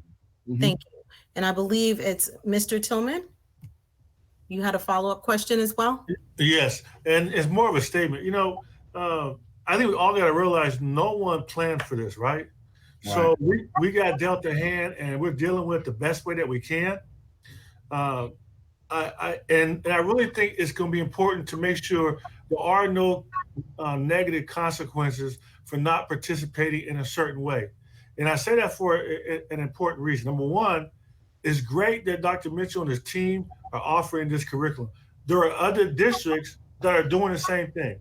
And I always see our students as being in a competition with those surrounding districts and districts throughout the state and the nation. So this is going to allow some of our students to keep up with other students. It's a great opportunity. Now, but I'm not naive to think that all the kids are going to be able to participate. I understand there are going to be some extenuating circumstances that are going to negatively affect the ability for all kids to participate in this new venture. But it's great that we're offering it. I can't minimize the effect it's going to have for our parents to be able to have a structured environment that will allow them to help continue their children's education. The sad thing is that the kids that are in households that are more conducive to education, they're going to far outpace the kids who are living with some form of chaos. We realize that. And I think we have to keep our eye on the ball and find ways to mitigate those circumstances. I know we have a team that works specifically with homeless and foster youth.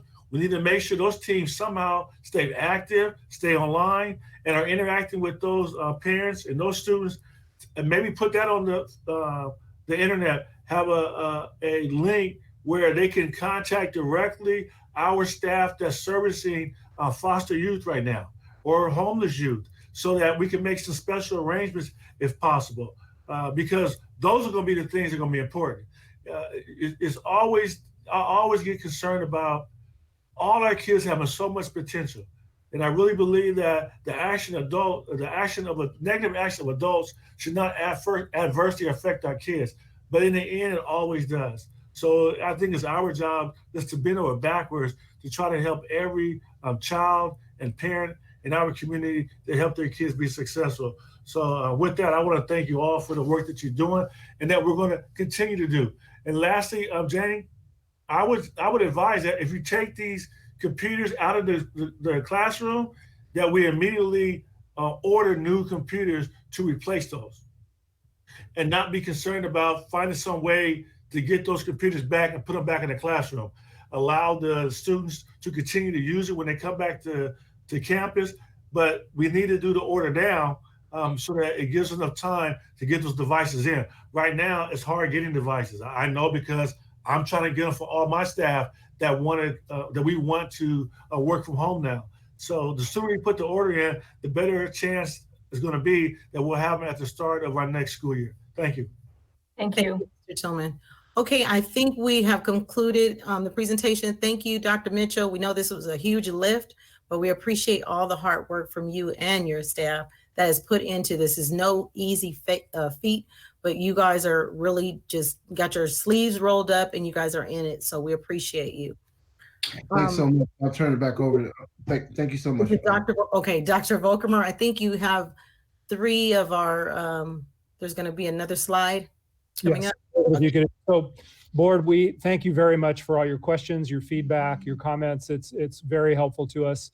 We want to make sure that you're aware of some things we're doing. You've given us a lot of feedback on our childcare. I think we have a fairly clear direction from you. I wanted to just touch base on numbers 1 and 3 in terms of what the structure of our meal program is going forward after spring break. So Janie, if you could describe that, and just will allow the board to react if they so choose.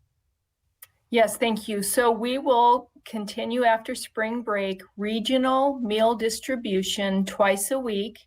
That helps with the social distancing, but it provides each child with a breakfast and lunch for Monday through Friday. It will be distributed at 6 sites, and then our most vulnerable learners will receive the same meals via direct delivery, and that was in collaboration with special education, transportation, and nutrition services. So that's our recommendation. And let me give you the sites really quick. The sites will be Alessandro Elementary, Riley, Pacific High School, Holcomb, Muscoy, and Del Vallejo. All right, Ms. Medina. You got I any- just wanted to clarify, what do you mean by twice a week? And you put there Monday through Friday. So I don't understand if you can explain that. Yeah, so what they're doing is on Monday, they will distribute a lunch and breakfast for Monday and Tuesday. On Wednesday, Thursday, Friday, they will provide the same thing. So there'll be different options, but they'll take home the meals for the rest of the week. Also, they'll be taking meals for the rest of the week with them. Is that what you're saying? Yes. And are there instructions what that would look like? Would they just refrigerate it? I mean, I'm just curious to see. They will. There will be some that they heat up. You know, they'll be frozen that they can heat up in the microwave. So they will, food service will provide them with that information. The breakfast will be like cereal and other items like that. And which school sites were they again? The school sites are Alessandro, Riley, Pacific High School, Holcomb, Muscoy, and Del Vallejo. I apologize, it didn't get in the presentation. And we can send those to you. Okay, thank you. All right, Dr. Flores? Yes, why don't we have a high school on the west side, like Arroyo? They're our most needy kids. So they tried to set up regions across the district, and it doesn't mean that high schools can't go to, you know, they don't have to go to their home school. So I can ask that of the team that came up with a recommendation. Uh-huh. Because so in the robocall, the high school kids on the west side will only have Alessandro to go to? And They would Muscoy. have, and Muscoy, yeah. But Muscoy is an unincorporated area, and it's very isolated just to that area. Okay, so, and there'll be meals for the parents, and the kids will know that they can go to Alessandro. They don't have to go to their high school, correct? Yes, they send out robocalls. Ms. Bardier's team does a great job. And so all of that information will go out to our families. Mm-hmm. And if it doesn't work and some parents can't go to those schools, will we open up other schools, I hope?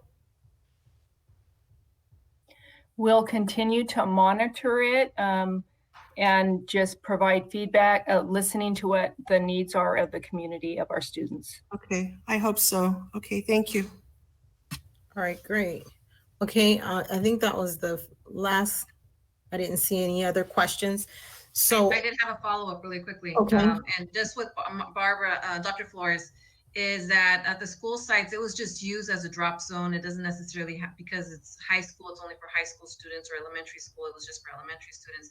We had many high school students come to the elementary school that we were passing out lunch in, Riley, for example. So it's just a site of where it's closest to where the community's at. And when we did this on Friday, there wasn't nothing in the east side of San Bernardino. So there was, and what I mean by that, like in Highland, that's why Pacific was added as one of the options, because there was nothing in that region. and the same thing for Holcomb area as well. So now they're covering all of those kind of regional areas. Great. Dr. Volkmer, did you have anything else? Do you have direction? Madam President, yeah, I do. I would just like, I want to make sure that you understand where we're going with senior activities. So if I could have Dr. Mitchell share the basic recommendation from that work team that's been working on it. It's number 3 on the screen. Thank you, Dr. Volkmer. So work group number 5 is unique. That's being led by Dr. Sudha Venkatesan, along with all of the high school principals. And the idea was this, is that we did not want each of our principals making very local decisions for just their school so that we'd be all over the place. For example, one school offering prom, one school not. One school doing a graduation, one school not. So what we decided with and this group is unique in that it involves all of our high school principals, include continuation and comprehensive. And my direction to them was that cabinet would support their unified direction and decision on what to do.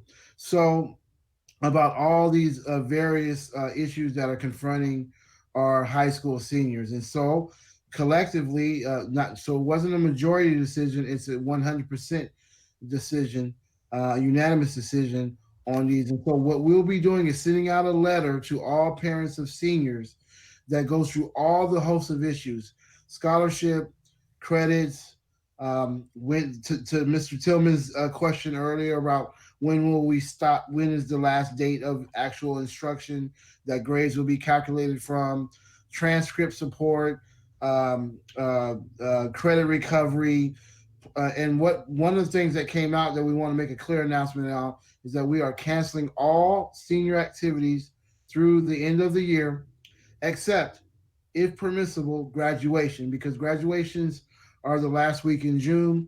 And if something should miraculously happen, which we're doubtful of, high schools would be willing to host graduations at their individual campuses. Because what we're finding is that even all the venues have been that we have reserved venues months ago, and most of the venues are canceling on them.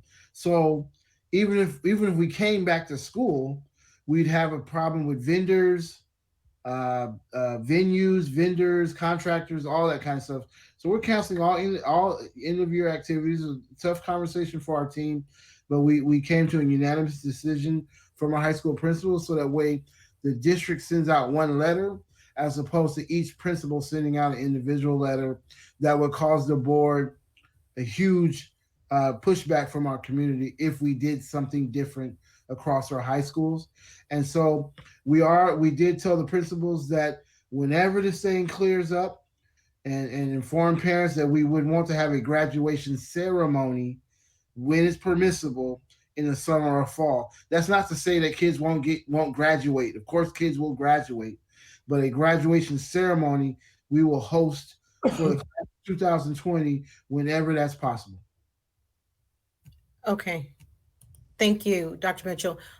Before I get to you, Mr. Tillman, I think Abigail needed a little bit, Ms. Medina needed some clarity on number 2, childcare. So we want to revisit that question again. I believe I could wait after they finish with number 3. That way we can just finish that portion and then move forward with number 2. Okay. One last thing too, Mr. Rogers. All fees collected by students will be reimbursed, period. No problem there. And we have Eric and IMT working through that right now, along with Janie and Fiscal. So of course we're giving back money to parents as soon as possible. And that was a question that was raised about fees and things they pay for the senior packets, all of that. Yep. Okay, all great. that. Yep. Mr. Tillman? That was my question. He just answered it. They will get refunds. Yes. Okay. Ms. Medina? Okay, just for 3, just make sure that we're having that conversation, because I know there was a few things that we were talking about. So then what we would be approving or pushing or moving forward is the recommendation of the district. But with that recommendation of the district, I do want to make sure that we emphasize if there are costs that families cannot afford, and this includes with the staff too, to make sure that the staff members who are working with the school district are included to receive the child care as well, if they're currently in our school district working at sites, that they're provided that opportunity. But making sure that with the recommendation, I would suggest we make sure that if there are those that cannot afford it for whatever reason, that we are there to support them as well. Agreed.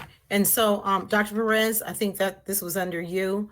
So I think, again, what we want to make sure is that we don't run into a problem where someone is in dire need and they can't afford or they can't pay. But it sounds like you vetted many of the collaborative partners, but we just want to remind them that we're not trying to put our families in a financial strain without having the opportunity, because we are not providing that. So I completely understand that. I'm making note of that now.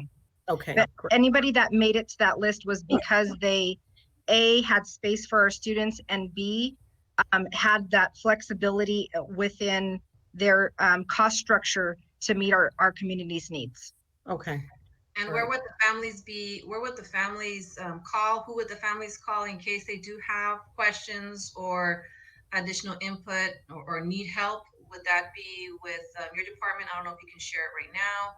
Or Yes, how- actually, we will be pushing out information to our community. As we were, again, waiting for the direction from our board. And then we will be sharing that information via social media. Linda's team will help us tremendously with getting that out through communications. And then asking many of our site leaders to use their methods for communicating with their communities via social media as well. So we will be putting many measures in place to ensure that all of our parents have access to the information and know who to call directly within the Student Services Department for that specific help, should they need that. And also including staff that are currently working in the district, if they have young children as well, to include them, especially if they're working in the school district right now. Great. Thank you. Thank you. All right, board members, I don't. What did that last comment mean? What? So there's, so we people that are had at the working- last one where they presented that there was, how much was it? It was 15, 16. Abigail, we can't hear you. Hear you, Abigail. Lean back a little. Okay, go ahead. Okay, so there in the last one of the first presentations regarding childcare, it showed that there was several employees, staff members that had also had their children part of the childcare, and I think there was 17, 16 of them, depending on the days. And so what I'm saying is that those employees that are currently working in the school district right now, be it nutrition services, that they're also included as it was in the beginning when we were providing childcare. I don't know if they can go back to that slide, but it is in there where they had provided childcare for staff that were working in the school district. So I can address those numbers, Ms. Rosales Medina, and I included those numbers so that we would have a good picture and view of what the actual numbers look like. So I'll go with the day that we had the highest number. We had a high of 78 students, and I noted that 19 of those students were children of staff, mostly because we had staff providing childcare. So I'll give you an example. We'll take, Musquoy, and say that the people who were providing childcare at Musquoy, because they had to be at work, also brought their children with them, so because they were deemed an essential worker. So their own child got counted into those numbers. So on the day that we had the most students, 78, 19 of those were students of our staff. Thank you for the clarification. And then I guess what was mentioned also earlier with making sure that those employees, since they are coming into our school district, I'm not sure how many employees they are that are coming in while many are staying home and doing the work from home. There are those essential workers that are at the district campuses or offices, that they're provided that opportunity. That was my extension of making sure that they're also, since they are sacrificing, they are being, coming in, that they're provided that opportunity. Okay, you got that, Dr. Perez? Yes. Okay. Thank you. Thank you. All right, thank you, board members. Dr. Volkemer, are you there? Yes, I am here. Board, before I wrap it up, I just wanted to make a couple comments about State Superintendent of Public Instruction, Tony Thurman's letter. I don't know if you've all had Dr. a chance. Volkemer, I'm sorry, just before you go, Mr. Tillman, did you come on with a question there, or did it get answered? I You think got that, an answer. Thank you. okay, perfect. All right, Thank you. sorry about that. Go ahead. Great, thank you, Madam President. Board, I don't know if you've had a chance to see the letter. It came out kind of mid to late afternoon, and it has gone beyond viral, actually. If you haven't had a chance to read it, I just wanted to clarify, and we can certainly agendize it for discussion at April 7th, if that's the will of the board. but I just wanted to read 2 sentences to clarify what the letter actually does and says. And this is from, again, Tony Thurman. The need for safety through social distancing warrants that we continue to keep our school campuses closed to students during this pandemic. So that would suggest that there's a mandate for closure, but then he goes on to say, due to the current safety concerns and needs for ongoing social distancing, it currently appears that our students will not be able to return to school campuses before the end of the school year. So I just wanted to clarify for the board, and again, this is talk about texts and phones blowing up. This is not a mandate to close schools for the rest of the year. That has not been done. We are getting some feedback from our state agencies and lobbyists that the State Board of Education and perhaps the governor may be coming out with a more definitive decision in the next couple days to sometime next week. But I didn't want the board to walk away this evening thinking that someone had made the decision that schools were closed for the remainder of the year. That's certainly up to you. It falls within your authority as a board. And so I just wanted to make sure that you knew that. Correct. And thank you for that, Dr. Volkerman. And again, we do want to, agendize it so we can, again, as we've done before, be able to have a, hearty discussion as to what we need to do together as a board. Mr. Tillman? Yes, in that same letter, he does say, Thurman urged all districts to implement or continue to strengthen their distance learning program.